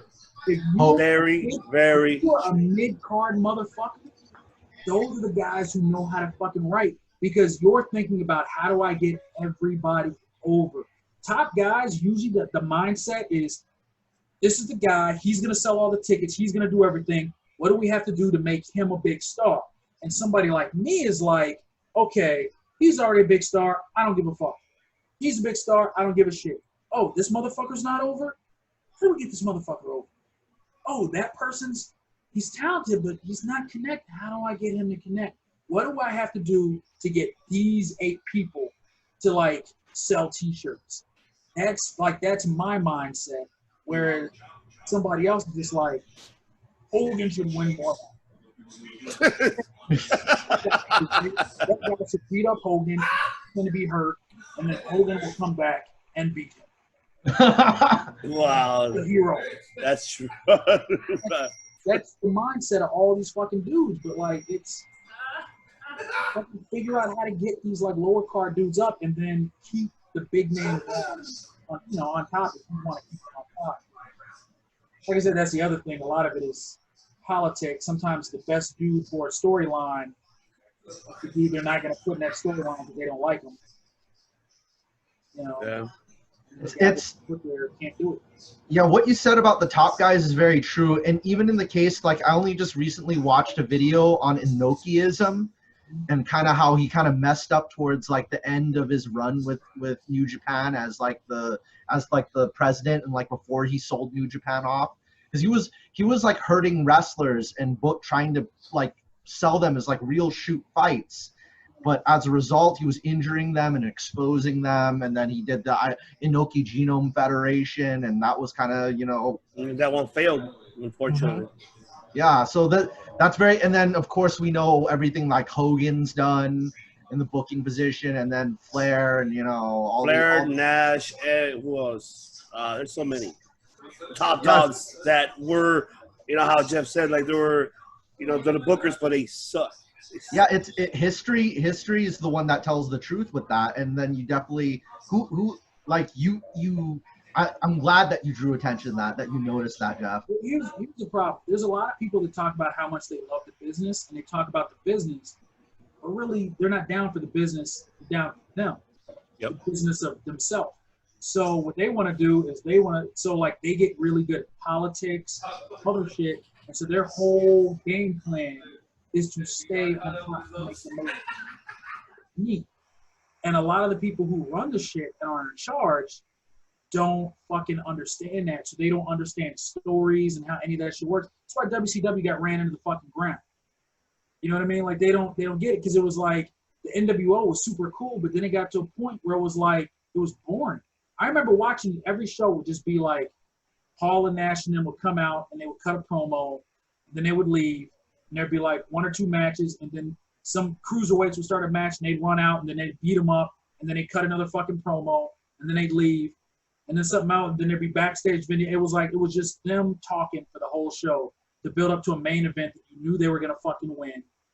And eventually, everybody else just joined the NWO because they were like, "This is fucking pointless. I'm gonna be a jobber if I don't join this dumbass group." And then there was like 300 people in the fucking NWO. Too many. It was about like maybe 400 people. I don't know. It was just too 400. much. But it was just boring as hell with that. With that. It was like at this point you might as well just change the name of the show to NWO and say they finally won. Yeah. Like, this is the aftermath. Now that we're all NWO, we have an NWO contract. Who's going to go from there? But it got wacky. And like I said, most of these dudes, like, they know what it is. And I'm glad AEW doesn't seem to be doing what, like, TNA did, which is the biggest mark shit. They would constantly, like, here's the mentality. TNA, somebody who wasn't doing great at WWE would get fired, and they'd immediately push them to the fucking top of TNA. And all the homegrown talent and all they did would just be jobbing to whoever. And then if he did get big, he would just get rehired by WWE. If you were a big star in TNA, you went to WWE, and the first thing they did was had you get your ass whooped by everybody on that motherfucking roster to show that WWE was better. Name that person that went to TNA and made a big name and then he went back. I could tell you. Name them. You already know. Every person that fucking went there. The fucking Devil Boys went there. Maybe Christian. Christian, when he went over there, he won the belt, and then he went back. Fucking R-Truth. R-Truth as well. Everybody went over there. Booker T went in. Kurt Angle immediately became main eventers in TNA. And then most of those dudes immediately, as soon as they got a shot, went right back to WWE and got a new fucking contract. When they were like, oh, you're a fucking star over there? Oh, okay, we'll take you back. And everybody that went to WWE from TNA, if they weren't already a WWE guy, got that ass beat every fucking week for like almost a year to prove that, like, okay, this is better, these guys are better, and I'm loyal to you, I'll job out all day. And then they're like, all right, now we'll do something. Yeah, it's an unfortunate that the business runs that way. But think about it. TNA started, like when I first started wrestling, TNA was this little fucking shit. And it was like Amazing Red and fucking a lot of the Ring of Honor guys. And they were doing like these little shows, and they started doing these little pay-per-views little bit by little bit. They built that company from the ground fucking up. And as soon as it became a thing, instead of pushing those guys, they fucking pushed them down for old established dudes who were already at the end of their careers. And you got 20-something year old, like, notice, when I hit 30, I was like, oh, WWE's off the fucking table. Like, unless I was a huge star, I was like, yeah, that's not going to fucking happen because they want people that they can sign to long-term contracts. If you're like 21 years old and like some all-American wrestler, then they're like, oh, cool, we can do something with this fucking guy for years to come. If you're like 35 years old, it's like, well, we might get 5 years out of him. Unless you're already worth money when you get there, why? I fuck with that guy. I gotta say, you're probably in the position of, because what's his name is also already older. The Apple guy in AEW. What's his name? AJ. You talking about QT Marshall? QT Marshall, yeah, because he's already older and he's kind of like both behind the scenes and he's kind of still wrestling. That's why they put like QT Marshall's older and of course Dustin's already 50. So if there's any kind of role in AEW in the ring, I'd say it's probably very similar to like what QT Marshall does, like because he's both wrestling and he's doing behind the scenes stuff.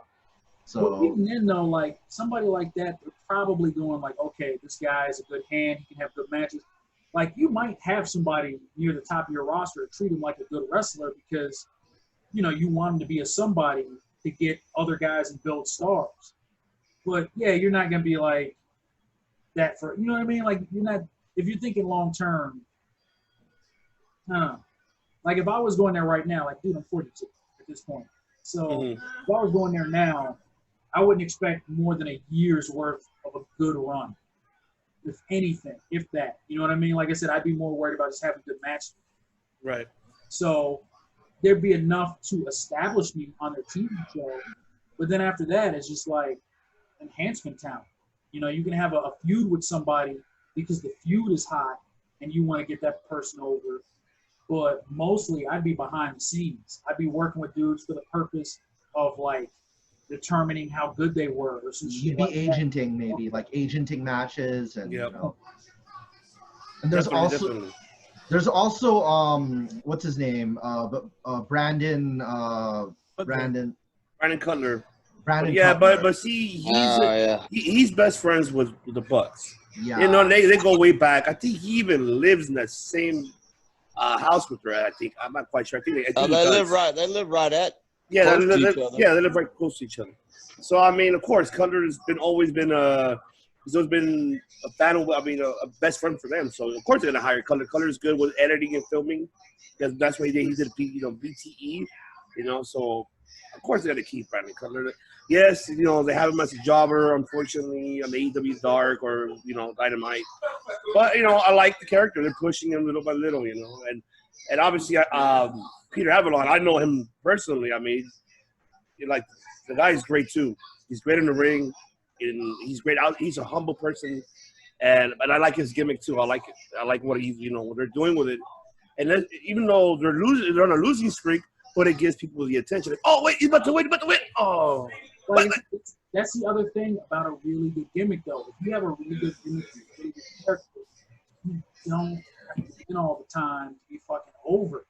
You know what I mean? Like, granted, you can lose too much, and then your matches become predictable, because if you lose every match for a year straight, eventually people figure it out. They're like, oh well, that guy he's just there to make it look good. So maybe he's gonna do some really cool bump or some move or something that's worth watching. But yeah, a good gimmick means a fucking lot, man. A good gimmick means money. Yeah, I'm with you. Yeah, it does. You gotta do it good, No, I think another idea I had years ago that I always wanted to do, that it's funny, they kind of similarly did it in WWE. It was the Mean Street Posse. Mm-hmm. I thought that's what the black stable should be. Instead of doing the Nation of Domination, there's always here's all the big angry black dudes. There should be just a group of really preppy, Ivy League ass black dudes complaining about discrimination. They're all obviously, none of them are from the ghetto. You know what I mean? I love it. Gets so much heat. That sounds pretty good, actually. People say, I see Xavier in there. I'm jaywalking. Xavier will lead the way. Star is from the streets. I need to be able to walk those streets. Say I'm walking. Just stupid shit like that would be a hilarious group. It just, you know what I mean? Always threatening to sue other people. People will be mad because that's what they think. A lot of motherfuckers think black people are. They see Black Lives Matter and they're like, oh, these fuckers, there's no real, they're just fucking bitching. Make a fucking who does that. That would be a great comedic stable that could be serious later. Jeff, what you told me about, because you told me about this with black wrestlers, it's always 3 gimmicks, and the gimmick that you came in with how you were on the microphone with more of the proper, Yeah. All right. So here's the thing. Watch this. If you watch wrestling, you will see this to be very true. And it's changing a little bit now. Where in AEW, it's one of the things I like about it, because Sonny Kiss doesn't fit what normally happens. If you're a black wrestler, there's usually 3 things you do. You are either some sort of thug or pimp, some sort of ghetto stereotype. You are an amazing athlete with no discernible personality. Like Bobby Lashley. Apollo Crews. Mm-hmm. That dude's whole gimmick is, I'm just happy to be here. MVP's pretty different though, right? Whenever he first started. It's still kind of the same thing. Him and the Street Profits are still kind of okay, hood stereotype. Like I said, it's usually either Crime Time, yo, I'm a thug, whatever, or you're fucking Flash Funk, you're a fucking pimp. And then the third one is Crazy African. So you got the Boogeyman or some shit like that, or Kamala. Those are the 3 things. Very few black wrestlers get to come in and be anything other than that. I think Ron Simmons in WWE, because even though WCW, he was pretty much generic black athlete who's stupidly. See, I always think about I don't know how you view it, but I always think The Rock, he's half Samoan and half black. So I mean, how? How do you think about him? Samoan part. The Samoan part. He identifies more as Samoan, you think? Well, I'm saying on TV. I think as a person, as far as I know, he's no, I'm a black dude, whatever. But on TV, they would talk about his Samoan heritage. That's it. But shouldn't he be recognized as the first black WWE champion? He should. Technically, right? If they do or don't, or if they don't count it or whatever, but I googled it and it pops up Kofi Kingston like a few months back. I googled it whenever Kofi won the title or whatever, see if The Rock would pop up, and it was just Kofi. See, I don't know if it would now. That one is kind of an unsure thing. Maybe they're like, well, he's only half, or maybe they just did it because that was when Kofi won the belt, so they wanted to give him some sort of extra accolade or something. Because the other one is kind of like a little asterisky, you know what I'm saying? But yeah, I mean, half black is still black. I don't know. Yeah, the big thing that I think you touched on, Jeff, was like how they expected you to talk on the microphone and how you surprised them. Well, I think that was the other thing. That was one of the other reasons it was really easy to be a heel, is because I think most places wanted you to play into that stereotype. If you were a black wrestler, they wanted you to come up and be like, yeah, cuz, but yeah. And so I would go out of my way to be extra articulate. And it wasn't like one of those things like, you know, I went to good schools, so it wasn't like one of those things where it was like some ghetto dudes trying to sound proper and you could tell that they're still ghetto as hell. Like I just flat out tell you, like, look, I'm better than you. You know it. I'm not just a better athlete. Like, I'm smarter than you. You people are all inbred. I wouldn't do the whole look here, but like I would start speaking very honestly, because there was a point where I really did hate the audience, like legitimately. So I would just be like, look, you people are awful. You're inbred, you're uneducated, you're what, like, I didn't try to use big words to get, I would just start telling them stuff. And then every now and again, I would be like, just because I was having fun, there was a match, Jimmy Yang had this little federation, and it wasn't the biggest crowd, and he needed somebody to stall for time because something was broken in the back. So I literally just started ripping on every single member of the audience one by one. I told him, like, I'm going to talk about each and every one of you individually. And I grabbed the mic and I just started going down the line. It was like fucking roast me. I just roasted the whole crowd. I made sure every single person died. My God. And especially that's another one of my wrestling goals, because he cut me off before I got through the entire crowd, but I would love to do that in WWE and get through at least a couple hundred people. I cannot wait for you to get back in the ring and to see you, brother, man. You have so much fucking ideas, man, that is like shit. It caught my attention. I'm pretty sure it caught everybody's attention. Yeah.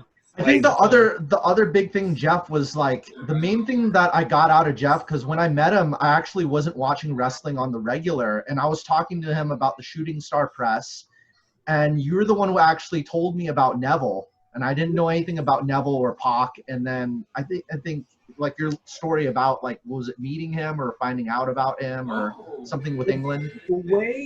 The way I found out about Pac, because at the time I just knew him as Pac. So when he debuted as Neville, everybody's like, "Oh, you heard this dude?" I was like, "Yeah, I've been trying to tell you about this motherfucker for a minute, cause things that happened. Like I said, we were developmental in Cincinnati, right? So what happened is a whole lot of wrestlers, when they were developmental, fell in with women, and so they moved. They bought houses in Cincinnati. So even after we lost the developmental deal, fucking, you know, Mark Henry is still in Cincinnati. He lives in Forest Park. Fucking Jimmy Yang still lives there. So I had gotten to be pretty cool with Jimmy Yang at this point, and he would have all these VHSs of, like, when he was wrestling in Japan. Like, he had a whole bunch of crazy VHSs. Like, I still wish I had made more copies. I mean, at the time, it would have been a copy of VHS. But if I had some way to convert it onto my computer, because he had home movies that Amazing Red used to shoot. Like, him and that whole crew would shoot, like, little action scenes around the neighborhood and shit like that. And, like, yeah, it was like, and they would, like, set up the music. It was, like, pretty cool. But, like, Pac was, like, wrestling in England and in Japan. And I remember being like, yo, that dude is fucking incredible. So I was already hip to him just from, like, Yang's little VHS tapes that I would, like, borrow and copy the tapes and shit. But all that shit is probably in my great-grandma's basement in fucking Cincinnati. Oh, shit. And the crazy thing about this, when you told me about Pac, I had my phone, you know, we were on set, and you told me about the Red Arrow, and just my friends who were with me, they didn't walk with us, hanging out and talking with us at the time. They weren't following wrestling. So the second they saw the Red Arrow, their jaws dropped. Like, they're just like, oh my God, I've never seen it. Like, they didn't know anything about wrestling. And they saw the Red Arrow, which is now the Black Arrow, you know, and they were like, oh my God, I've never seen anything like that. Impressive moves I've ever seen, hands down. Oh, I'll tell you another one in NXT that you don't see anymore. A lot of people don't realize this. I've been trying to find footage of it. You know when Alexa Bliss first started, you know what her finisher was? Nah, I forgot. I can't remember either. She was doing the 450. Oh shit! She did the 450. That's the reason. It's funny too, because that was another one when they were talking about calling up chicks and stuff like that, and they were talking about that women's revolution, and I was like, yo, that Alexa Bliss chick is gonna be a fucking star. And everybody was like, oh, this and that with Paige and these other people, and like, I like them and they're cool. But I was like, yo, I'm telling you, like, I seen that bitch, she was doing 450s. And then at some point, I don't know if it was maybe because a guy was doing it or they thought it was too dangerous, but then she changed it to the Twisted Bliss, which to me isn't as impressive because she's the only girl I've ever seen do a 450. I didn't know she could do a 450. I didn't know either. Well, I mean, she was a former cheerleader. She was a former cheerleader. So I mean, yeah. Yeah, but why don't she use it no more? I have no idea. She should bust it out every once in a while. Maybe for WrestleMania. For WrestleMania, that might be. I ran into her once, of all the places, but like I didn't talk to her because I didn't want to be like bothering her, and I didn't want to blow up her spot because it's like I didn't want her to get swarmed with fans. She was with some dude. But it was at Universal Studios. I was walking in and I seen her. That's Alexa Bliss. And I almost wanted to walk up to her just to be like, yo, why the fuck don't you do the 450 no more? Like, and it makes me want to like write her on Twitter and like, why don't you do the 450? Like, yeah, we're all gonna retweet that tonight. Yeah, do the 450, Alexa. If you're listening, do that 450. Look, get on Hulu and like root through like really old, early fucking NXT. Because, like, I remember, like, when she first came out, like, I remember seeing it and being like, yo. Because everything up until that point, I was like, oh, you know, whatever. Like, she was some, like, cheerleader-ass, like, sparkly. But then I seen her do that, and I was like, yo. Yeah, man. So right now, Jeff, so obviously you're not doing pro wrestling as of right now because of the pandemic. So, obviously, you do see artwork. I do see – I love your work, by the way. And ladies and gentlemen, I'll put it in the description below. You see his Instagram, and you follow him, and look at his artwork. And then, dude, you're a hell of an fucking artist, man. Right behind him, his easels, his paintings. I see it right there too. Look at that! Oh, wow, man, that's how long you been doing it for? How long you been doing like artwork for? I've been drawing my whole life. I was a big comic book guy as a kid. Like, I think my dad taught me how to draw Spider-Man. That's what really got me into it. But, yeah, that was what I thought I was going to do for a job. And technically, I kind of did. Like, I don't think people realize they look at wrestlers like they're these big, angry jocks. I'm like, no, we're a bunch of fucking nerds. Like, being a pro wrestler is the closest you can get to being a superhero. It's a bunch of big, muscle-bound dudes in brightly colored spandex fighting a never-ending war of good versus evil. What the fuck is closer than that? You're absolutely on point on that. Yeah, very true. You play a hero and a villain sometimes. Like, some of the motherfuckers wear masks. You know what I'm saying? We all have secret names and shit and code names and whatever. It's like, that's all the fuck this shit is. I think I drew this comparison on another podcast that, like, in the classical sense and the most well-known sense during the golden era, it's like Hulk Hogan, Superman, Roddy Piper's Lex Luger. Yeah. That's like. Are you bringing that up again? Because Mike is gonna kill you on that. Because, you know, right, Mike? I mean, Mike's already like, wait a minute, it's enough for that. It's already enough for that. We're good on that. But you know what? Yeah, go ahead. Andre the Giant was the Hulk. There you go. Okay. Big one. That's a big one. See that? Yeah, I'm with you on that. You see, there you go. Who was Hulk Hogan? Who was Warrior? You know. Warrior? Wolverine. Warrior Solomon Grundy. Wolverine. Wolverine's a good one. Wolverine's a good one. Wolverine or Solomon Grundy or, you know. What? Don't tell me a Hogan was Cyclops. No. Who's Professor X? Vince McMahon. Papa Vinny, of course, will have to be. He's in the wheelchair. It's such good shit. Macho Man will be one. Wait, that makes sense. Yeah, you know what? You're. Yeah, That makes sense. Yeah. Actually, sit down. Like we probably figure all this out. Like if the whole fucking like Justice League, Marvel. Actually, you know what? That's the other thing too. It'd be like WWF would be like Marvel, and WCW would be DC, or vice versa. It has to do with Yeah, that actually makes I love it. AEW's probably Watchmen.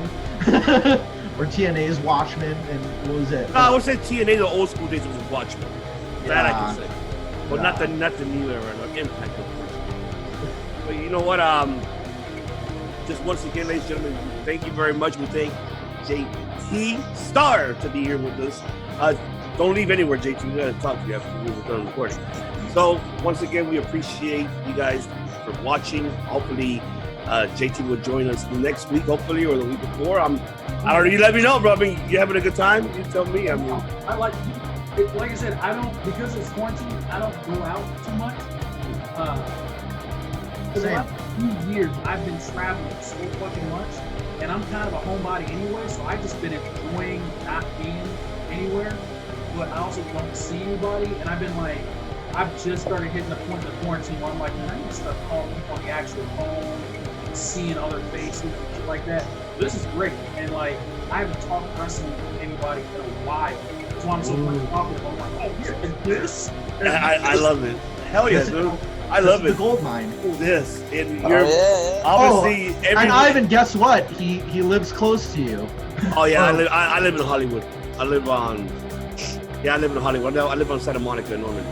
I'm in NoHo. I'm like right in that border between NoHo Arts District, regular North Hollywood. Oh, okay. I was just there last night too. I was at Tejano. That's a little Mexican restaurant right there by the North Hollywood station, right there, like the red line, right after we get out. There's actually two of them. Yeah, I've been up there. Yeah. Yeah, there's two of them. There's one there, and then there's another one that's like a park, a couple blocks away. Yeah. Yeah, I know what you're talking about. Yeah. But yeah, ladies and gentlemen, thank you very much for watching. Hopefully, JT Star will join us next week.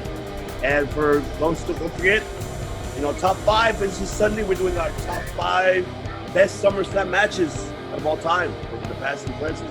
Hopefully, maybe JT will join in on that one. So we'll find out. So, ladies and gentlemen, once again, cheers and salute to your host, previous one IBC, alongside with Mr. Christian Killer of all killers, Josh Brett Horton, and with JT Star, and with the great American hero of all heroes, Mike Lopez, a 6-inch python. It's not 24, it's 6-inch. And also we have the Cordonas, the Dragon. These are Matt Cordona's nephew, brother. I don't know what the hell. The Karen beater of all beaters with them Caspi. With MG, Mr. Matt Steamboat. Same to you guys. Salute. Good night, and we'll see you on Sunday.